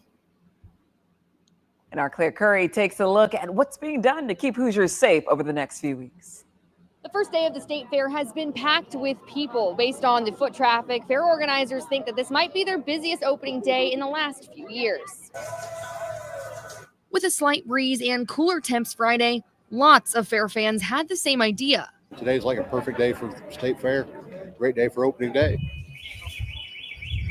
Visitors will be met with metal detectors at security on their way into the fairgrounds, and bags must be 9 by 10 by 12 or smaller. Organizers hope some new entry points will help ease up some traffic. We have our new gate, gate 5. It's to help with smooth entry into our fairgrounds. So to help with some of that bottleneck that might have happened in the past, we should have a little smooth ingress now. Inside, state troopers are set up in different booths throughout the grounds. They ask if you see something, say something. There's so many people that we can't see everything that's going on. So if there isn't an incident, make sure you report it. They are also patrolling by foot and by golf cart over the next 2 weeks, with the help of the safety and security team at the grounds and several other state agencies. IMPD, I know, is out here. The sheriff's department's out here. There are actually other sheriff's departments throughout the state also here. As a reminder for parents with children, anyone under 18 years old must have an adult over 21 with them at all times in the evenings. That's starting at 6 p.m. on Tuesday through Thursday and 4 p.m. from Friday to Sunday. The Indiana State Fairgrounds safety is our highest priority. And we want to make sure that, again, this is an enjoyable environment for families, kids of all ages, from the young at heart to the old soul. So we want to make sure that everyone has a good time. There's quite a long list of items you cannot bring into the fairgrounds, and that'll be over on their website for folks that are interested. Reporting at the State Fair, Claire Curry, Fox 59. So the state fair, they got to make sure people are safe at the state fair. I wonder why. I saw some footage earlier. I know why. It's all those racist Fever fans. That's true. It is the racist Fever fans are out wilding out of control, man. Ever since Caitlin Clark was injured, they've just gone into a frenzy. Yeah. Let's see. I know Indiana. Here's the Indiana State Fair. Here's what the blacks are doing at the Indiana State Fair.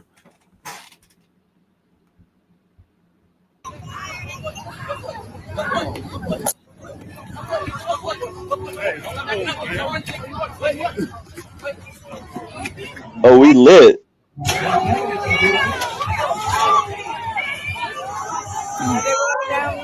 Ready to fuck up anything.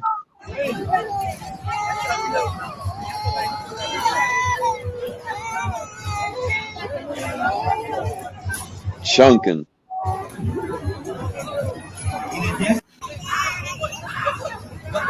Look at this family over here. They trying to oh God, Jesus Christ, boom, there's a lot of That watermelon is too perfect. Oh shit. Yeah. Jesus Christ, they're just awful, man. Black people be doing some awful shit, man. All them kids down there, y'all down there fighting like that.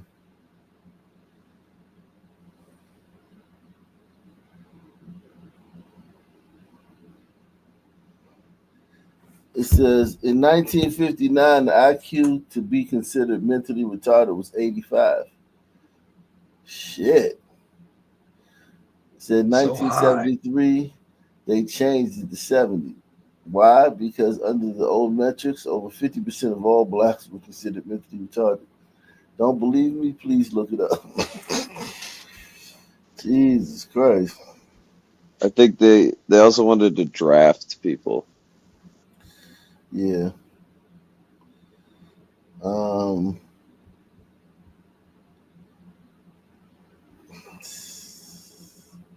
Fatherless IQs be racist.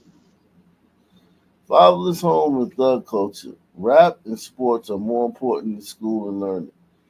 Black kids make fun of smart black kids. Nothing will change until the black community changes from within. Only they can change this. It's fucking embarrassing.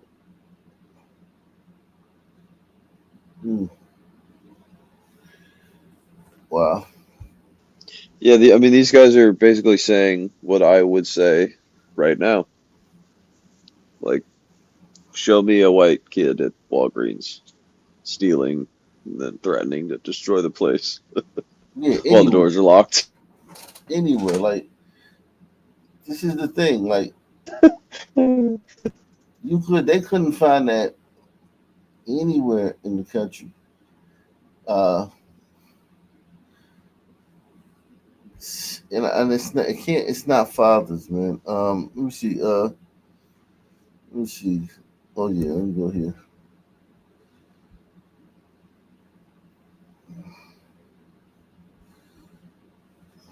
Tonight, we are learning more about the suspect accused in a road rage incident that later involved a police officer firing their service weapon. This happened over the weekend in Bucks County. Bensalem police say an officer shot a motorcyclist following a chase, and this all unfolded after that motorcyclist allegedly threatened a driver with a gun. Action News reporter John Paul live for us now in Bensalem. There's plenty of details for the story, and John, you also obtained some new video in this investigation. That's right, Shara. We did get some video. It was actually from a camera that just over my shoulder at a business, recorded the whole thing. Now, I'm on Bristol Pike. This is where it happened. If you look over there, you see the orange paint. That is where the police cruiser and that motorcycle ended up just before this officer-involved shooting. They say all stemmed from a case of road rage. That suspect was shot. He is alive tonight, but we're also learning he'd been accused of road rage just last week. Action News obtained this video of a police-involved shooting in Bensalem on Saturday afternoon after a road rage incident. Watch as a police car pulls sideways behind this white car, and then you see a man run away. Seconds later, the officer fired their weapon. The man who was shot has now been identified as 44-year-old John Mathis. He remains in the hospital in guarded condition. Just imagine if you're driving with your family in your car, and some guy pulls up on a motorcycle next to you and points a gun at your head. Bensalem police say the couple in the white car was being threatened by Mathis, who was on a motorcycle with his face covered with a mask. The victims say Mathis pointed a gun at them and followed them down Bristol Pike, so they called 911. You can see in the video when the officer got on scene, he put the cruiser in between the car and the motorcycle. The suspect on the motorcycle abruptly accelerated and slammed into the side of the police cruiser and then fled on foot, armed with a handgun. Officers say Mathis still had the gun and would not comply with commands, so the veteran officer opened fire. He then had to make the decision to fire his weapon to end the threat. What's up, man? You're making noises. Yeah, that boy, you light on the Z's right now. Oh man, but this is who did this, man? Who is this? I don't even know. I'm gonna go with the tiger. Yeah, it's hard to tell when it comes to car chases. There you go. See, you blame tigers, and it was a white guy. I know. Hey, look at that. I wonder how far he got, or I wonder how he surrendered. I bet he went out peacefully with his hands up. Let's see. Fled on foot, armed with a handgun. Officers say Mathis still mind. had the gun and would not comply with commands, so the veteran officer opened fire. He then had to make the decision to fire his weapon to end the threat. Tonight, we're learning Mathis has a history of road rage. Just last week, he was arrested after an incident in Levittown where he's accused of causing a crash and then using a baseball bat to smash the windshield of a car. Police say he has several other arrests dating back to 2001. He's someone who has continually victimized residents of Bucks County. Now, the Bucks County District Attorney's Office also put out a statement today saying that Mathis had a GPS monitor on at one point this year, but cut it off and was even wanted on a warrant at the time of all this. Now, the Bucks County DA is in charge of investigating all this. The officer right now is on administrative leave. That is standard procedure. We're live tonight in Bensalem. John Paul, Channel 6 Action News. Shari? Yeah, a lot of twists and turns in the story. Okay, John, thank you. Those detectors are designed to prevent tragedy. Similar to what happened in East Nashville over the weekend, a 20-year-old aspiring nurse, Nevaeh Wilson, shot and killed during a block party. Our Aaron Cantrell spoke with one of her former teachers, still trying to process the devastating news. Nevaeh's going to be truly missed. She was really a breath of sunshine. Kiana Hughes will never forget the first time she met Nevaeh Wilson during her senior year of high school. One day I just walked up and I was like, why you don't ever smile? And she's like, I do smile. And I was like, I don't ever see it. And she's like, I'm not mean or anything. She just was always focused. It was that focus and drive that helped Nevaeh earn a spot at Tennessee State University, Hughes' own alma mater. Gave her my first jacket that I got when I went to TSU, from alumni to a future alumni. A moment that made Hughes incredibly proud. Helped me realize something I said, something that has been instilled in her, has taught her not to give up. But nothing could have prepared her for the call she got this weekend. To get that call, it was a lot. I was in disbelief. Nevaeh was shot in the lower back while trying to run away from gunfire on Oakwood Avenue during a block party on Saturday night. According to Metro Police, several people fired dozens of shots. They still don't know why. Nevaeh was rushed to the hospital, but she did not survive. To know that she was trying to get somewhere safe because of people being reckless. Nevaeh was known for being loving and caring, and Hughes knows she left a lasting mark on the world, especially because her name holds special meaning. Heaven spelled backwards. And from what Hughes knows about heaven, Nevaeh lived up to it. They say heaven is supposed to be a place of peace. Heaven is a place of happiness. Heaven is a place of giving and love. And that was Nevaeh. In Nashville, Aaron Cantrell, News Channel 5. Of course, if you might have any information that could help lead to Nevaeh's killer, you should call Crime Stoppers. A vigil to honor her life is planned this coming weekend at Cedar Hill Park. It's a disturbing She called pattern it- happening in Philadelphia. Oh. The same suspect wanted for a series of sexual assaults, and these are the first images provided to us tonight by lost it. police of the suspect they believe assaulted multiple women.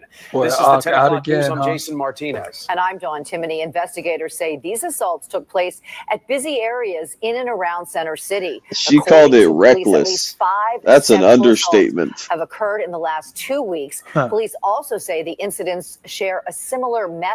Dozens of Really live at shots. police headquarters for us tonight. And Steve, police are searching for any information that can help find this person.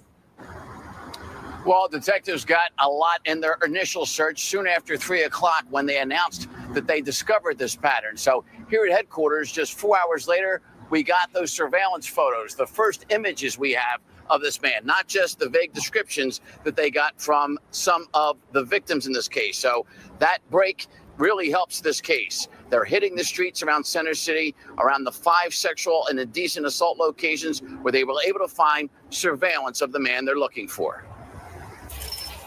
I mean, it's horrible. 5 sexual assaults just in the last 16 days. 5.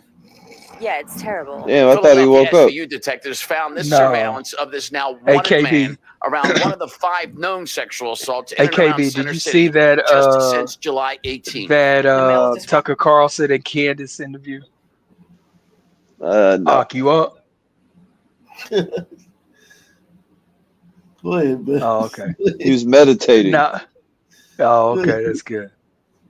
Nah, I was just gonna. I asked him about the Tucker Carlson Candace interview. Did she call him a Jew? No, but it was a little bit. It was a little bit interesting because Tucker Carlson kind of they started talking about Fuentes, of course, and Tucker put himself in a position where I don't know. He almost turned into Jake Tapper or something. I could see that. But the worst part is that Candace was like kind of like agreeing with him, saying, "Well, I understand your frustration with Nick because look at he's saying that I'm because Tucker was like, well, I get it, he's very talented, but people sent me. He's like, I never listened to him, but people sent me clips and they were like, oh, you shouldn't trust him because his dad's in the CIA." And he was like, yeah, and I'm like, what is he talking about? My dad's not in the CIA. And then he says that when his dad died, Tucker says he found out that his dad was in the CIA. And so he was like, then he, I was just about to say. Then he took shots at Fuentes, and then Candace agreed with him, and not agreed with him, but kind of cherry picked and said, well, hey, look at how he's doing with me. He's saying he's throwing accusations that I'm a Russian spy. And then Tucker says, well, you would be more of a Russian spy than I would be working for the CIA. And I was like, whoa, Tucker, why the fuck would you say that? Yeah, Tucker, I mean, I never trusted him. Yeah, well, I mean, I'm not saying that I mean, it's not even about trusting. It's just about when people tend to say all the right things, kind of like how Vivek Ramaswamy used to. It's like it'll always have that pique moment. your interest. Yeah, you'll always pique your interest, but you're just willing to see where this leads, and who knows where it leads. I'm not saying that it's leading anywhere drastic, but it does seem like he's playing on his back foot right now. I always thought that he should have brought Fuentes on the show like early on, but now I don't know what he's gonna do.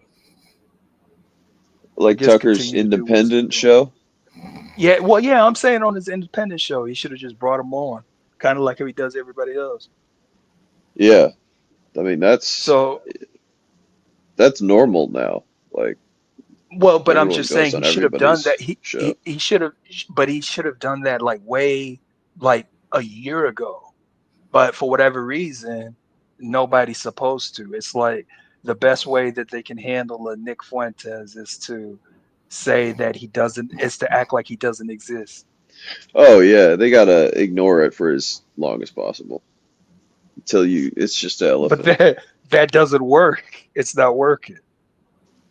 No, man, people are fed up. They're really getting a lot of traction, a lot of numbers. But Tucker seemed to be like that one person holding the line for, like when he had that little rant at TPUSA, I was thinking to myself, man, Tucker's really letting it fly.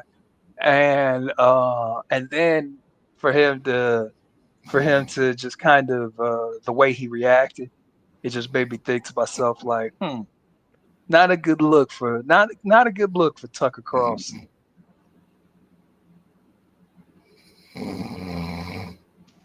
Damn.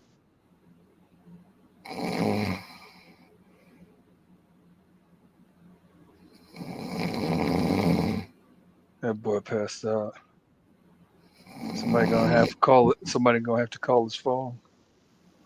Yeah, I think with a guy like Tucker, he's definitely connected, so he's got some access, and I think that they go to him when they have something like with the UFOs and stuff. I think he talks about that. Like he's a gatekeeper, I'd say. Yeah. No, he is, and then they kind of showcase that they're gonna gatekeep. Gatekeeper gonna gatekeep. Yeah, it's his job. So, and it's almost like now He's good at I it. don't know. It seems like America can just run without the people being involved at all, but I don't know how much longer they can run with people just not being involved because I don't know. Because they just do whatever they want As a anyway, black male, no matter late what. 20s, about 6 feet, thin build with long, thin braids down to his chest, wearing all black clothing and possible facial hair. Somebody that we definitely would like to get off the streets before he escalates. The attacker crept up from behind on all the victims, one walking her dog, the others walking into their homes or to their car. Am I alarmed? Yeah, but Bitch, you should be. It's racist to say you're alarmed though. It's racist. Saying you alarmed is racist. If she probably feels that way, she might feel that way. Like, yo, It's problematic. no, because here's the thing: is in her heart, she knows that everyone knows. So she's not going by thinking like anybody could have done this. I mean, it could have been a white guy, could have been. She knows that this is a black thing, right? So she's going to project her thought that it's a black thing onto everybody by, feeling like talking about it is talking about black people.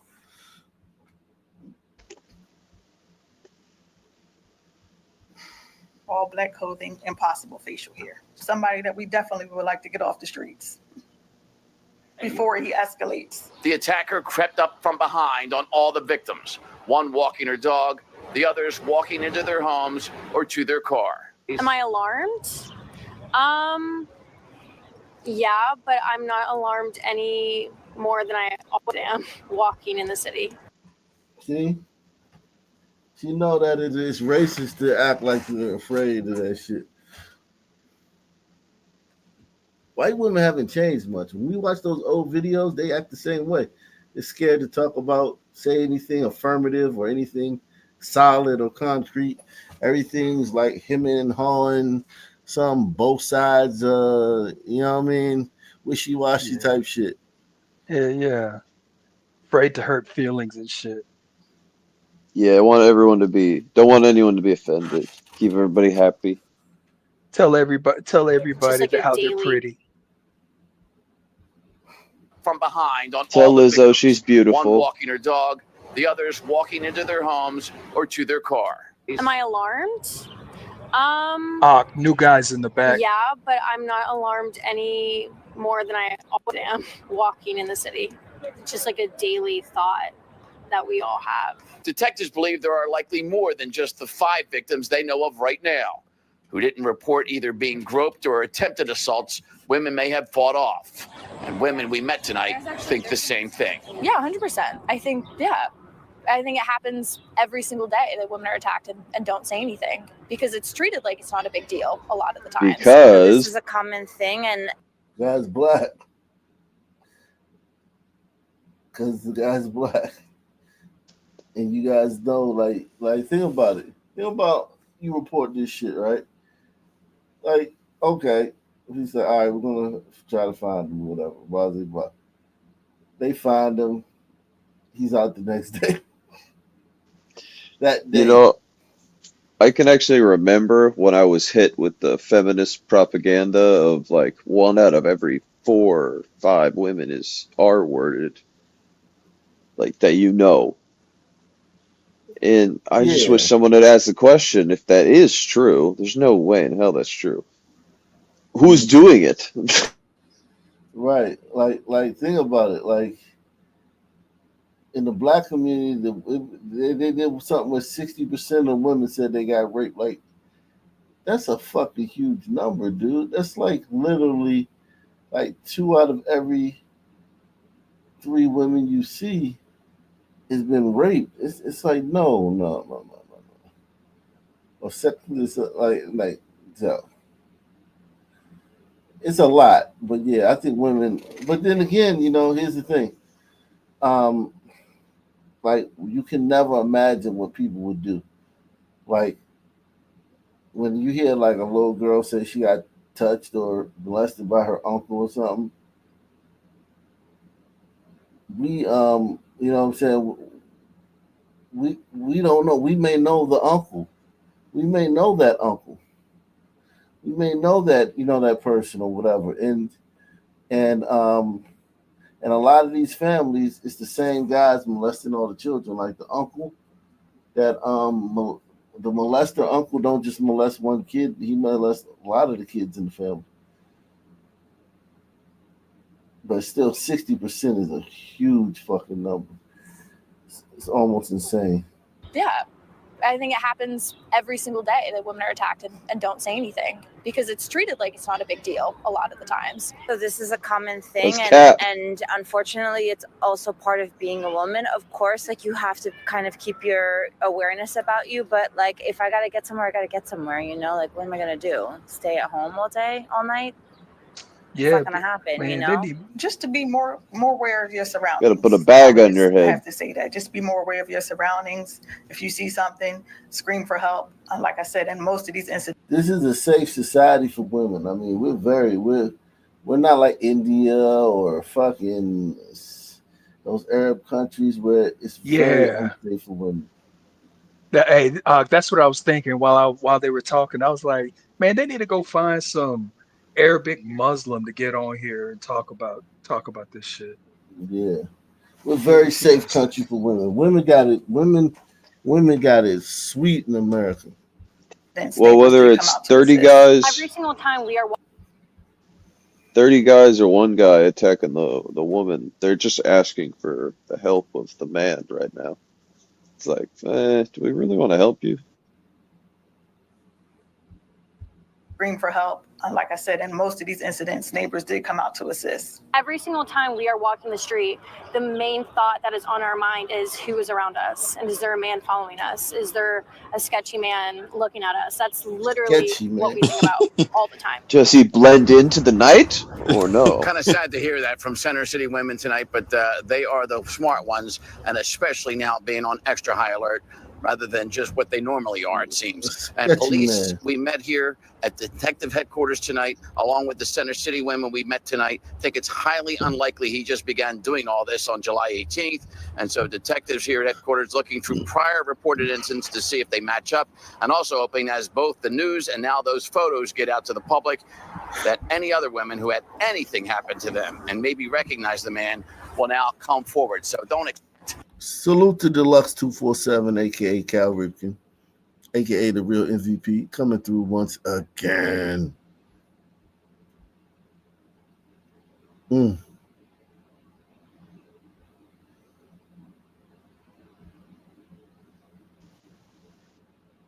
mom was still breathing. Like that night, I was holding her. She was still breathing and like still fighting for her life.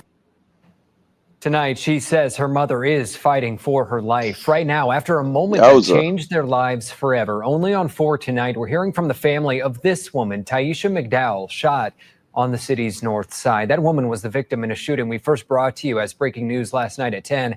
And new tonight, our Jordan Burrell is hearing from the family pleading, Jordan, for justice to be served. Cameron, Taisha McDowell's daughter, says she wants to set some things straight. Her mother is not dead, contrary to reports, and she was an innocent bystander. Hey, she says they were both simply in the wrong. You know who's really attractive and is a Sun woman?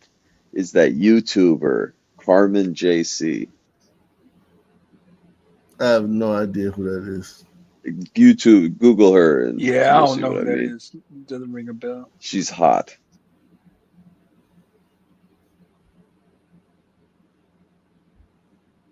I think she's got a lot of subs. She's probably 100,000.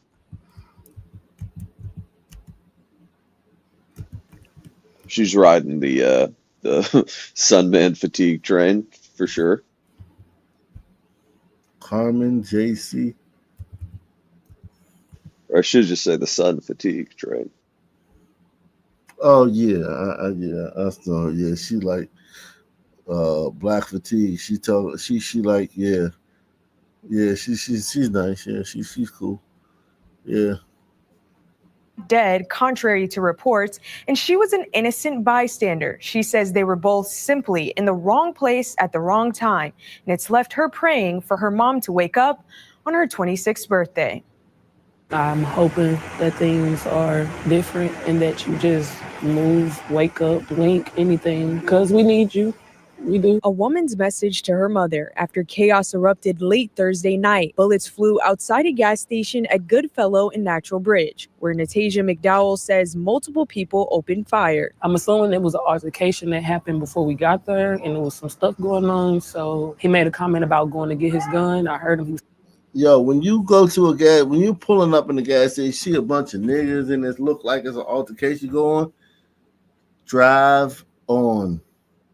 Or just one. Yeah. I wouldn't go to one that even has one black person, and I'm not joking about that.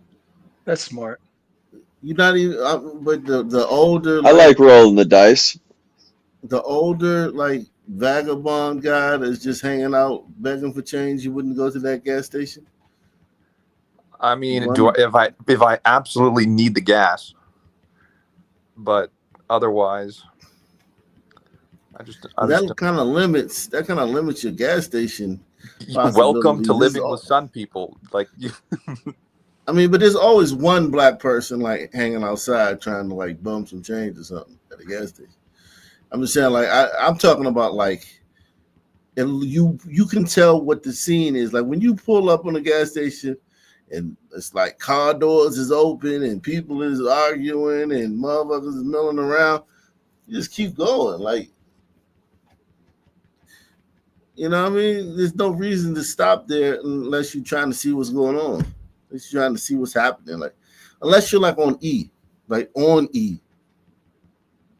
literally, like can't make it to the next station if it's a mile away. Yeah, but don't you think these Sun people, like when this Sun lady went to that gas station and she saw, you know, a bunch of Suns just acting the way they do, don't you think she's not threatened at the same level that I would be because I'm a glider? Right. No doubt. To her, it's just more baseline. Alarmed.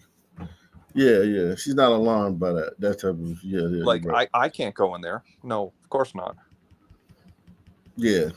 McDowell says multiple people opened fire. I'm assuming it was an altercation that happened before we got there, and there was some stuff going on. So he made a comment about going to get his gun. I heard him. He was standing behind me. He made a comment about going to get his gun. He went outside, and he came back in the store for a second to like tell his friends, and then he just started shooting. McDowell says she dropped to the ground inside the gas station, but says people from across the intersection began firing back. Her mom and a friend sat in the car outside. Next thing you know, my friend runs in the store. She's crying, and I'm like, I know something had to happen. So I run outside and my mom's car is rolling down the street. So with that, I just like was hysterical. Her mother, 47-year-old Taisha McDowell, a mother of two and grandmother of one, was shot in the head. Her car riddled with bullets. It's kind of very, very hard on me today, being is that today is the day that she gave me life and today is the day that her life was ended. While Natasia says her mother is still breathing, she tells me doctors say there's nothing they can do. Her mother has no brain activity and is on a breathing machine, and that's what's keeping her alive. This all happening on her 26th birthday. My mom being a victim of gun violence is insane, and she is never around anything like this. Just so happening to be at the wrong place at the wrong time caused the most misfortunate of my whole life. Adding to the heartbreak, the family says police initially said Thursday night Taisha was dead, but didn't correct themselves until almost 12 hours later. Shooting, female patient, Natural Bridge and Goodfellow, Conoco. According to police, they've responded to around 250 calls for service at or near Goodfellow and Natural Bridge since January 2024. While not all were linked directly to the gas station, Natasia believes it's a magnet for violence. All these killings, and y'all can't get guns off the streets and the stores, and like it's just a lot of everything. Okay, like, sister, calm down.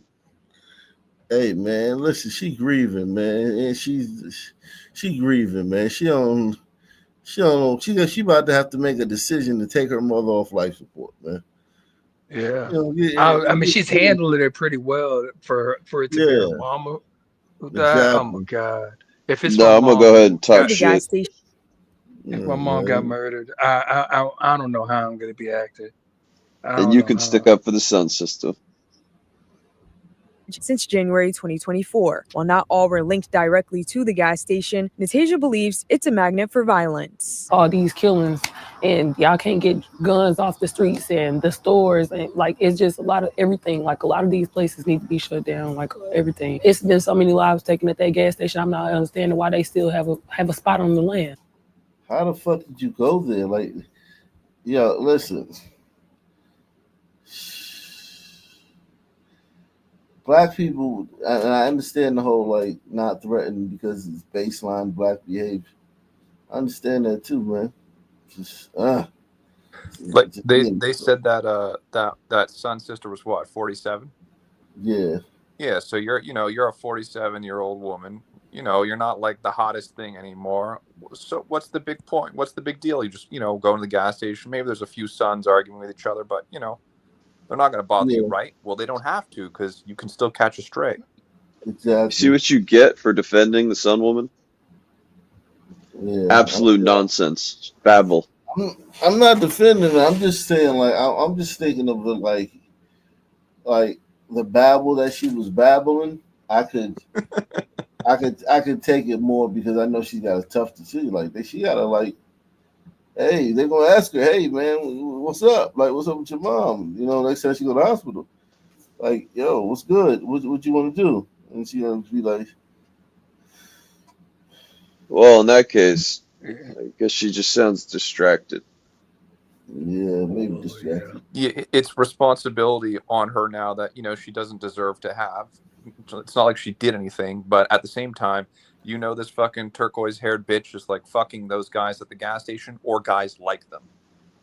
Oh yeah, definitely. So, And you know she definitely, I mean 100% listen to the same music as those guys. yeah.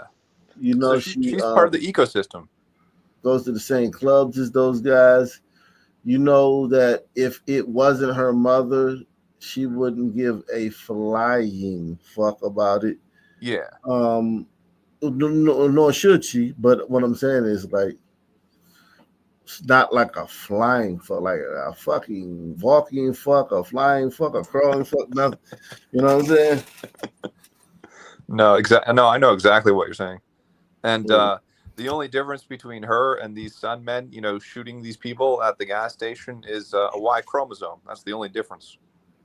Yeah. Let's see Baltimore, man. Showing a shootout in Upper Fells Point. Why is the Baltimore channel so low? Fox, I got to do something about that. What was the average IQ of a son? It depends on the country. You talking about in some countries? In United States, what is it, 75? 85. Yeah, 85. It's 85? It's 85. Well, it was 85 like 30 years ago. That's Give us convenient. our respect, motherfucker. Shit, you trying to take points away from us, man? Let's see.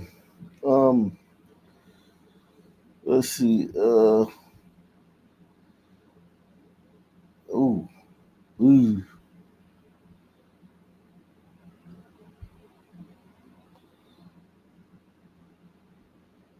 Jeez. This one don't even want to click. Oh, that's my computer. Oh shit. It be doing this stupid shit where it just freezes sometimes. Well, but yeah, man. Wow. Is it gonna go? I saw a clip of the Hodge twins. They were covering a city-funded grocery store that opened a few years ago, and Right. then they covered it today, and it's going out of business. Yeah. So that's a pattern we could check out. Yeah, those city-funded grocery stores, man. Anything you choose to try to help black people doesn't work. Nothing works. It just doesn't work. Well, it lasted Like, 7 years, so it's better than nothing. yeah, that's true. It did last 7 years. That is true. If you look at it like that, look at the bright side. You know, lasted 7 years. And how much money did the city lose? How much money did the city have to pour into it after the You first don't month? want to know. Yeah, exactly. Like, let's not pretend. I'm sure for like at least half of those years they were in the red, but they couldn't close it because of racism. After the first month, they were in the red, dude. Yeah, no. You know the Sons margins. are You know the feral. margins on grocery stores. Grocery stores got very thin margins. Razor man. thin. Yeah. Yeah, they don't make a lot of money on food. They make money on other stuff like coolers They and make it on volume, right? fucking, yeah. But they the stuff that the actual food, yeah, volume. What they do make off of food is volume, but those magazines that are right by the counter. Gangsters on the screen. They'll come pull trigger on us. We'll go back and hit them. They shake their heads in disgust. If you that bad and you think you can get away with what you did to our children, come face me. come face the mother, the Okay. parent. I don't want another mother to suffer the pain that I am going through. Jeannie Vigil at her teenage son's burial pleads for an end to the violence. I want you guys to stop and think. Her son Pete, who they call Lion, was chased and shot down like a dog by gang members in his Wilmington neighborhood. No more fighting. Her face is etched with sorrow, her memory haunted by the images of her little boy growing up. No more guns. And the fight to keep him away from the gang violence that cut him down. He was only 16. Me, I'm his mother. I'm going to endure the pain the rest of my life. And so it is with the struggle between gangs and moms. This is a Fox Undercover News Special. I'm a motherfucking nigga. Yes, I'm a motherfucking nigga. Hey, Still ain't ducking these Hollywood shooting. are you familiar with the story The Outsiders? No. Talking about the movie from the 80s? I think it was a book first, but yeah, the movie. Oh, yeah. Yeah. No. Well, it's about glider gangs and the violence that they Yeah. cause. I just thought that was Socials and the interesting. greases. Yeah, but it's Yeah. Interesting material to promote. Hmm. Yeah, a lot of games were rough back in the day. I mean, yeah, you had some badass glider. You got some badass glider games now. But the Nazi lowriders, the motherfucking Desperados. What's the other one? The Peckerwoods. I mean, they're just not like killing each other every single day in the street. Like, it's just the level of violence. They're gliders. You know what I'm saying? Yeah, it's Night and day. It's the same difference no matter what occupation. Yeah, they're the gliders. You got plenty of white gangs now. Plenty of them. In plenty of little towns and cities, but they're not everywhere. Okay, let me try this one.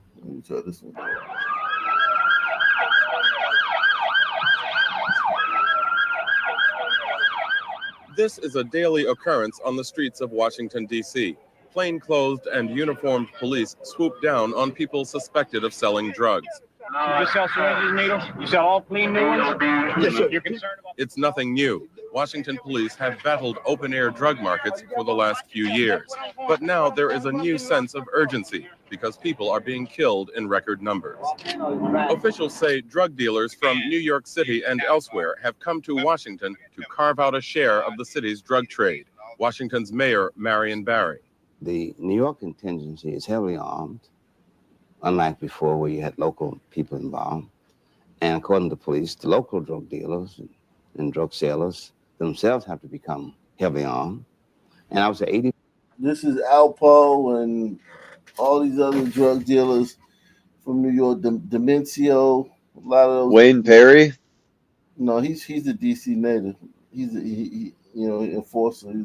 He was an enforcer for Alpo.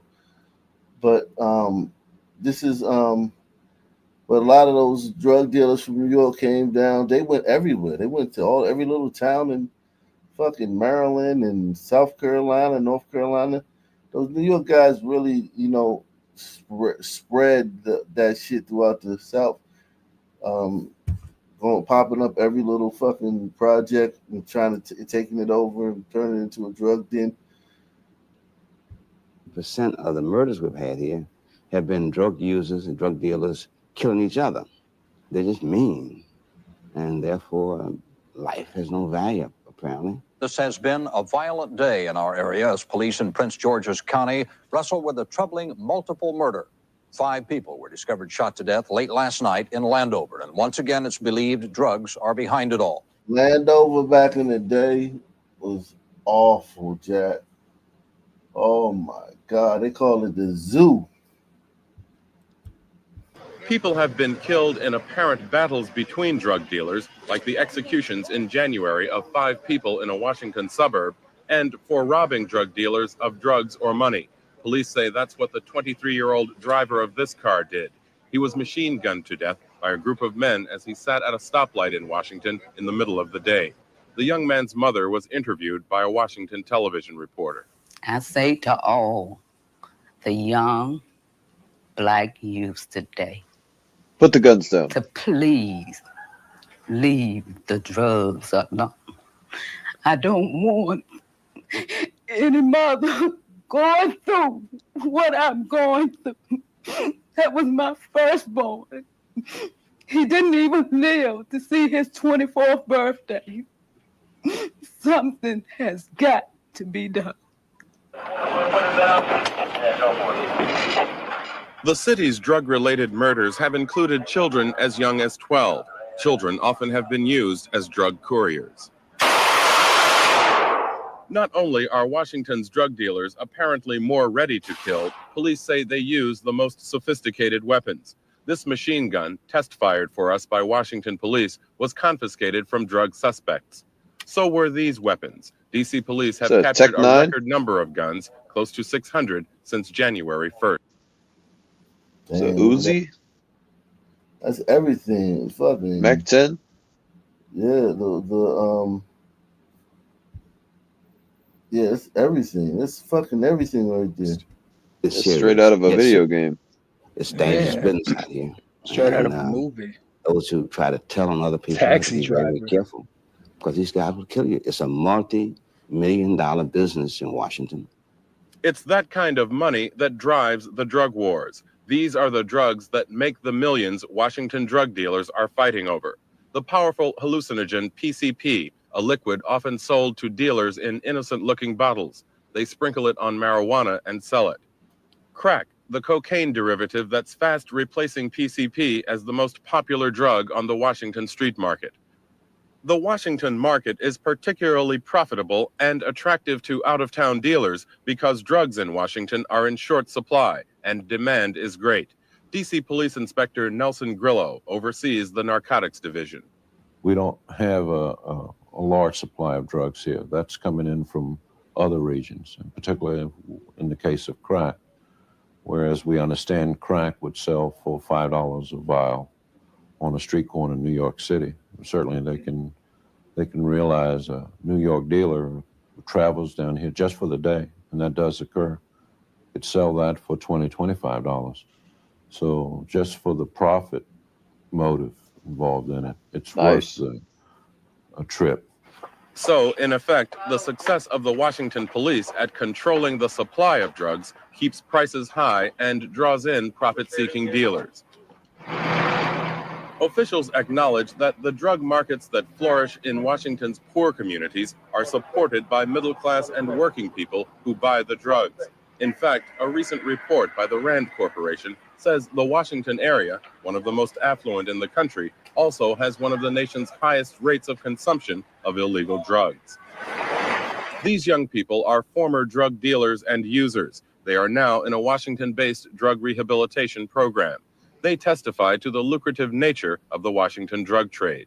Program counselors did not want us to identify this young man who sold drugs in Northeast Washington. Tell me about how the drug operation you were involved with worked. Mainly, we worked out down at the 7-Eleven and McDonald's store, and people would drive through, and we served them in their cars. It was maybe about 15 guys out there. All of them got cane, love boat, reefer, anything. We stay around there mostly about 24 hours a day and make money. How much money? We might put in about $5,000 a day. It's a lot of money to be made. The shooting war over the valuable street drug markets is concentrated across the Anacostia River from Capitol Hill in the city's poor black neighborhoods.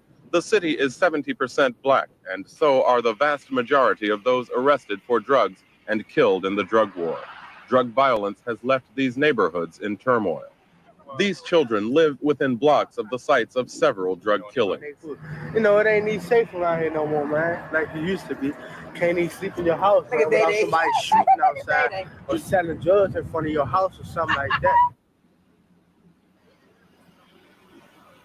Bonnie Johnson is a community organizer in another low-income neighborhood in Southwest Washington. What goes on here? This is 203 N Street. This is public housing property, and this is the alleyway that leads into the apartment building. At noontime, there's a lot of drug dealers here. They're usually out here with their friends waiting for people to come and make a deal, buy some drugs. Good morning. As you can see above, there's 2 holes where people usually throw their drugs up in those holes when the police comes. Now, the police usually are sitting here in the evening for, I guess, 5 to 10 minutes just to keep the traffic, drug traffic away. But other than that, when they leave, as soon as they leave and get out of sight, the drug dealers are back here.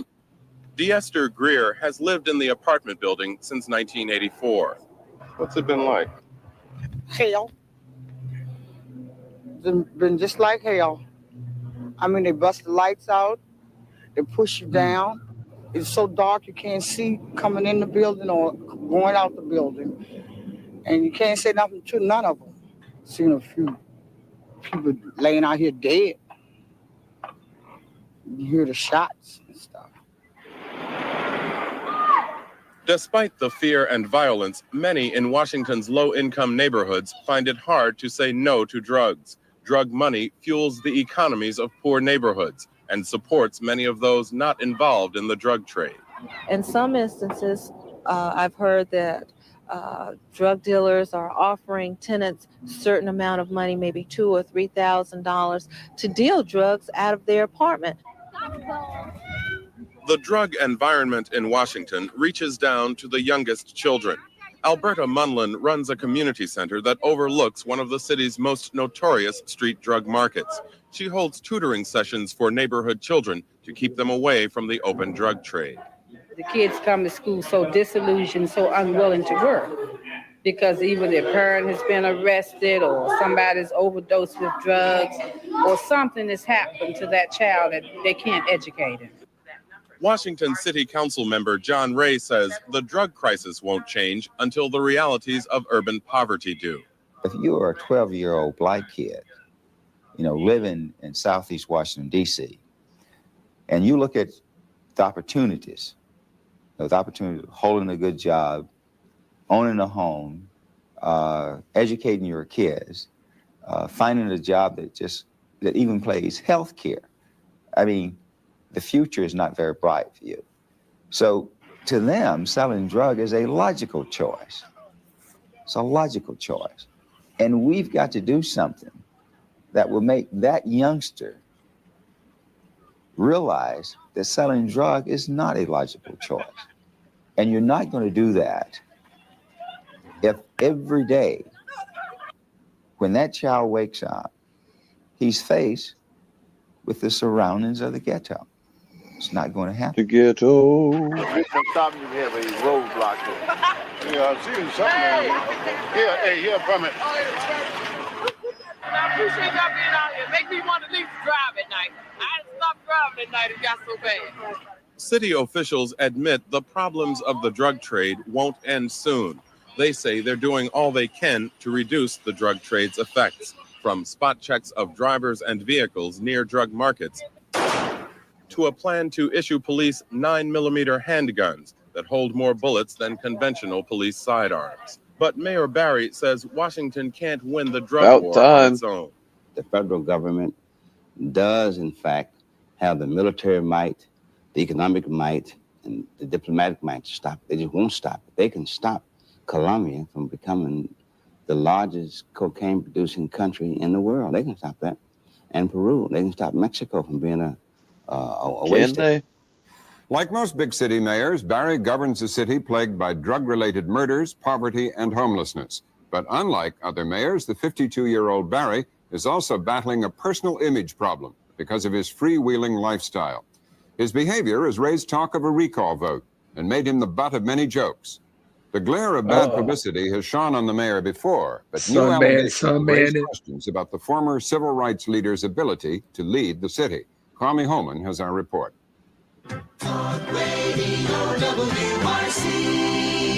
I mean, this Marion Barry thing is a big deal. Marion.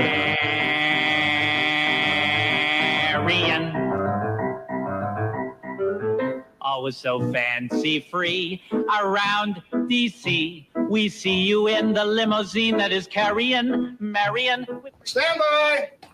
Welcome, Mr. Mayor. Thank you, Koyo. It's always a pleasure to be with you on Evening Exchange here at Channel 32. On Monday night in Los Angeles, comedian Jimmy J.J. Walker at the Comedy Cafe said that he was in Washington recently, and Mayor Barry gave him the kilo to the city. Ooh.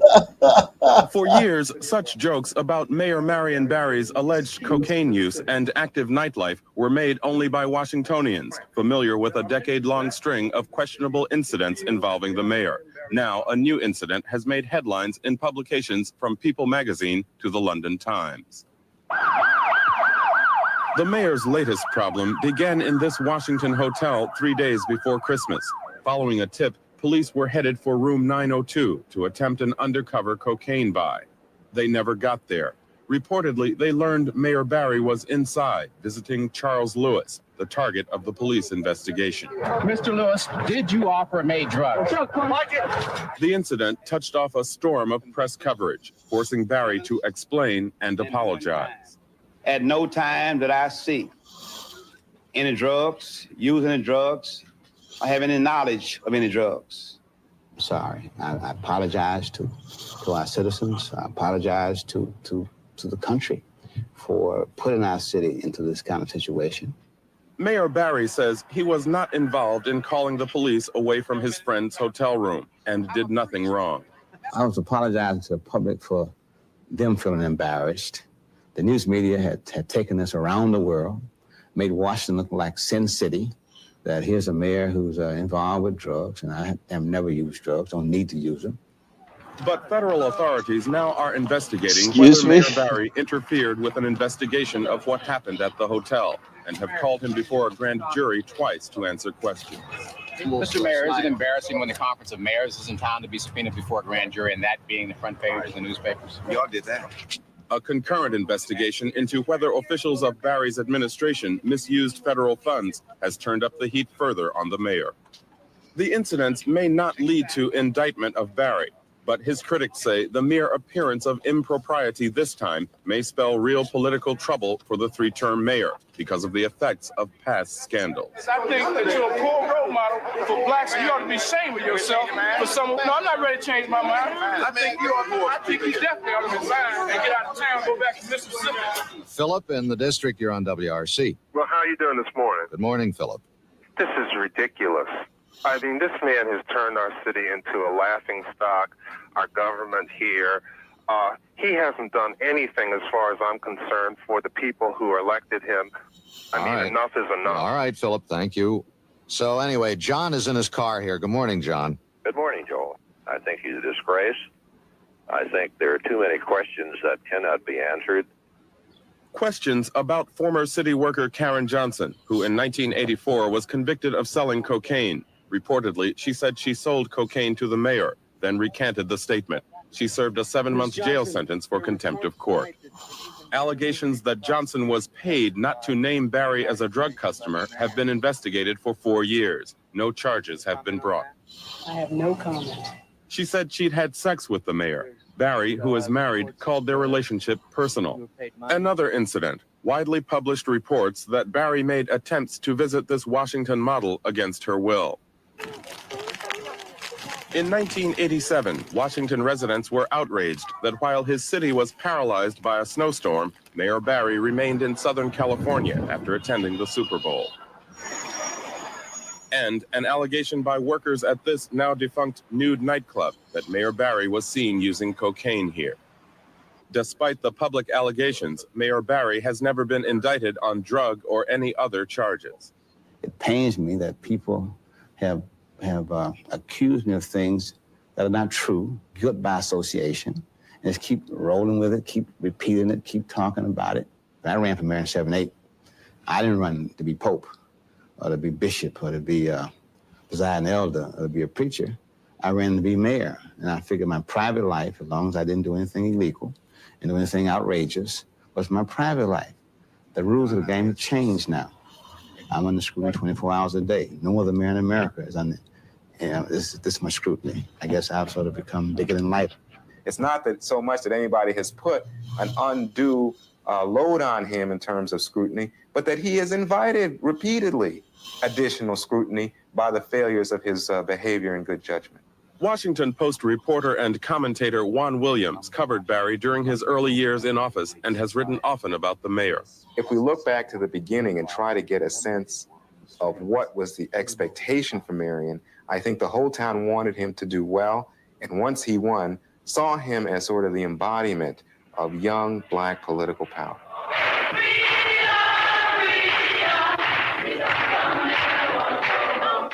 It was during the civil rights movement that a young Marion Barry learned his political skills. The son of Mississippi sharecroppers, Barry cut short his PhD work in chemistry to become an activist. I have always will and have been my own man. After 2 short stints in elective offices in Washington, Barry became the upset winner of the 1978 mayor's race. We shall overcome. Oh my God, this is so humiliating.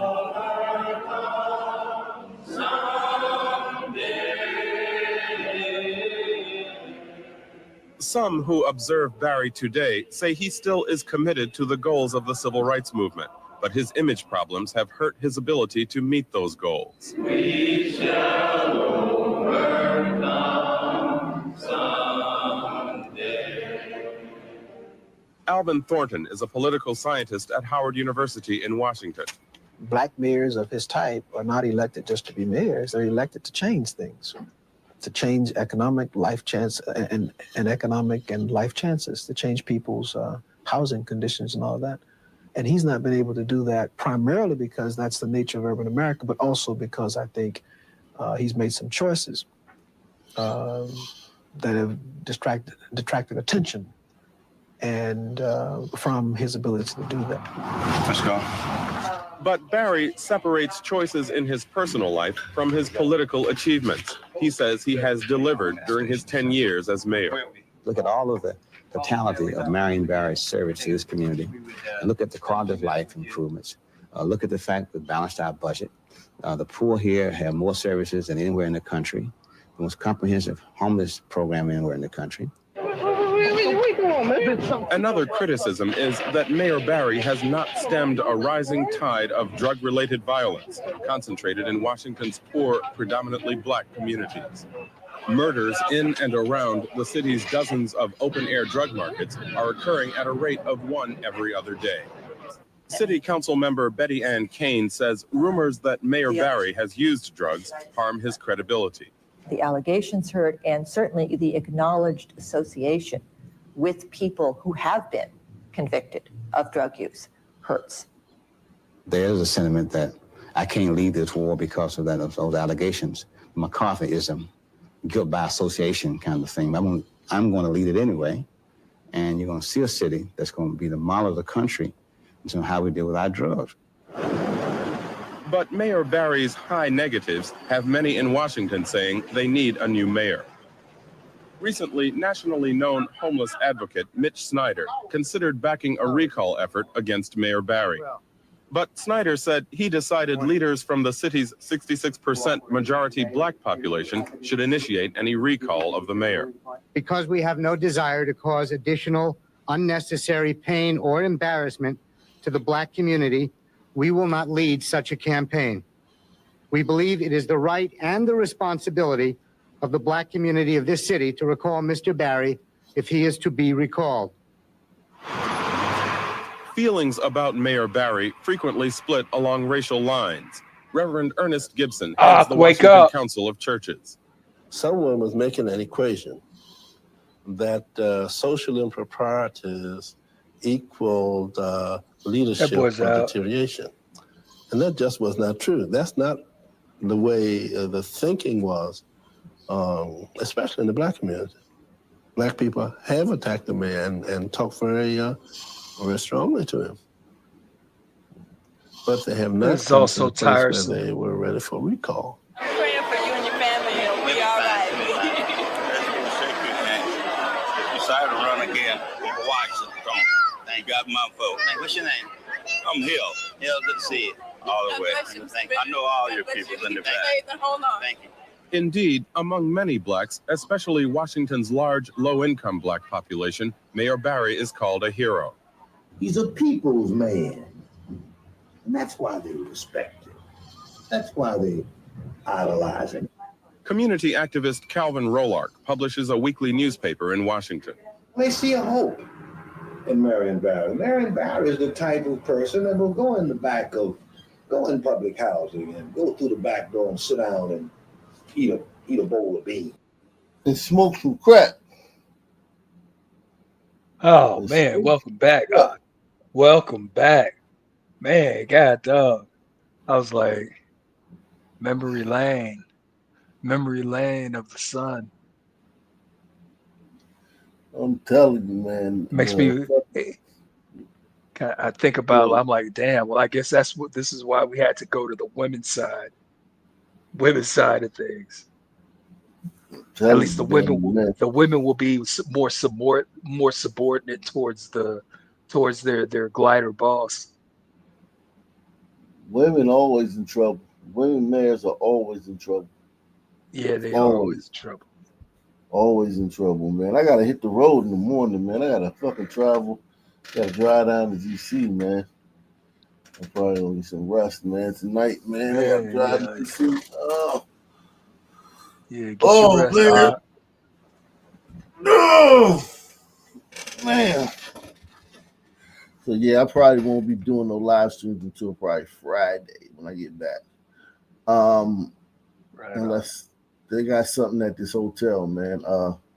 But a Sunman got some traveling to do.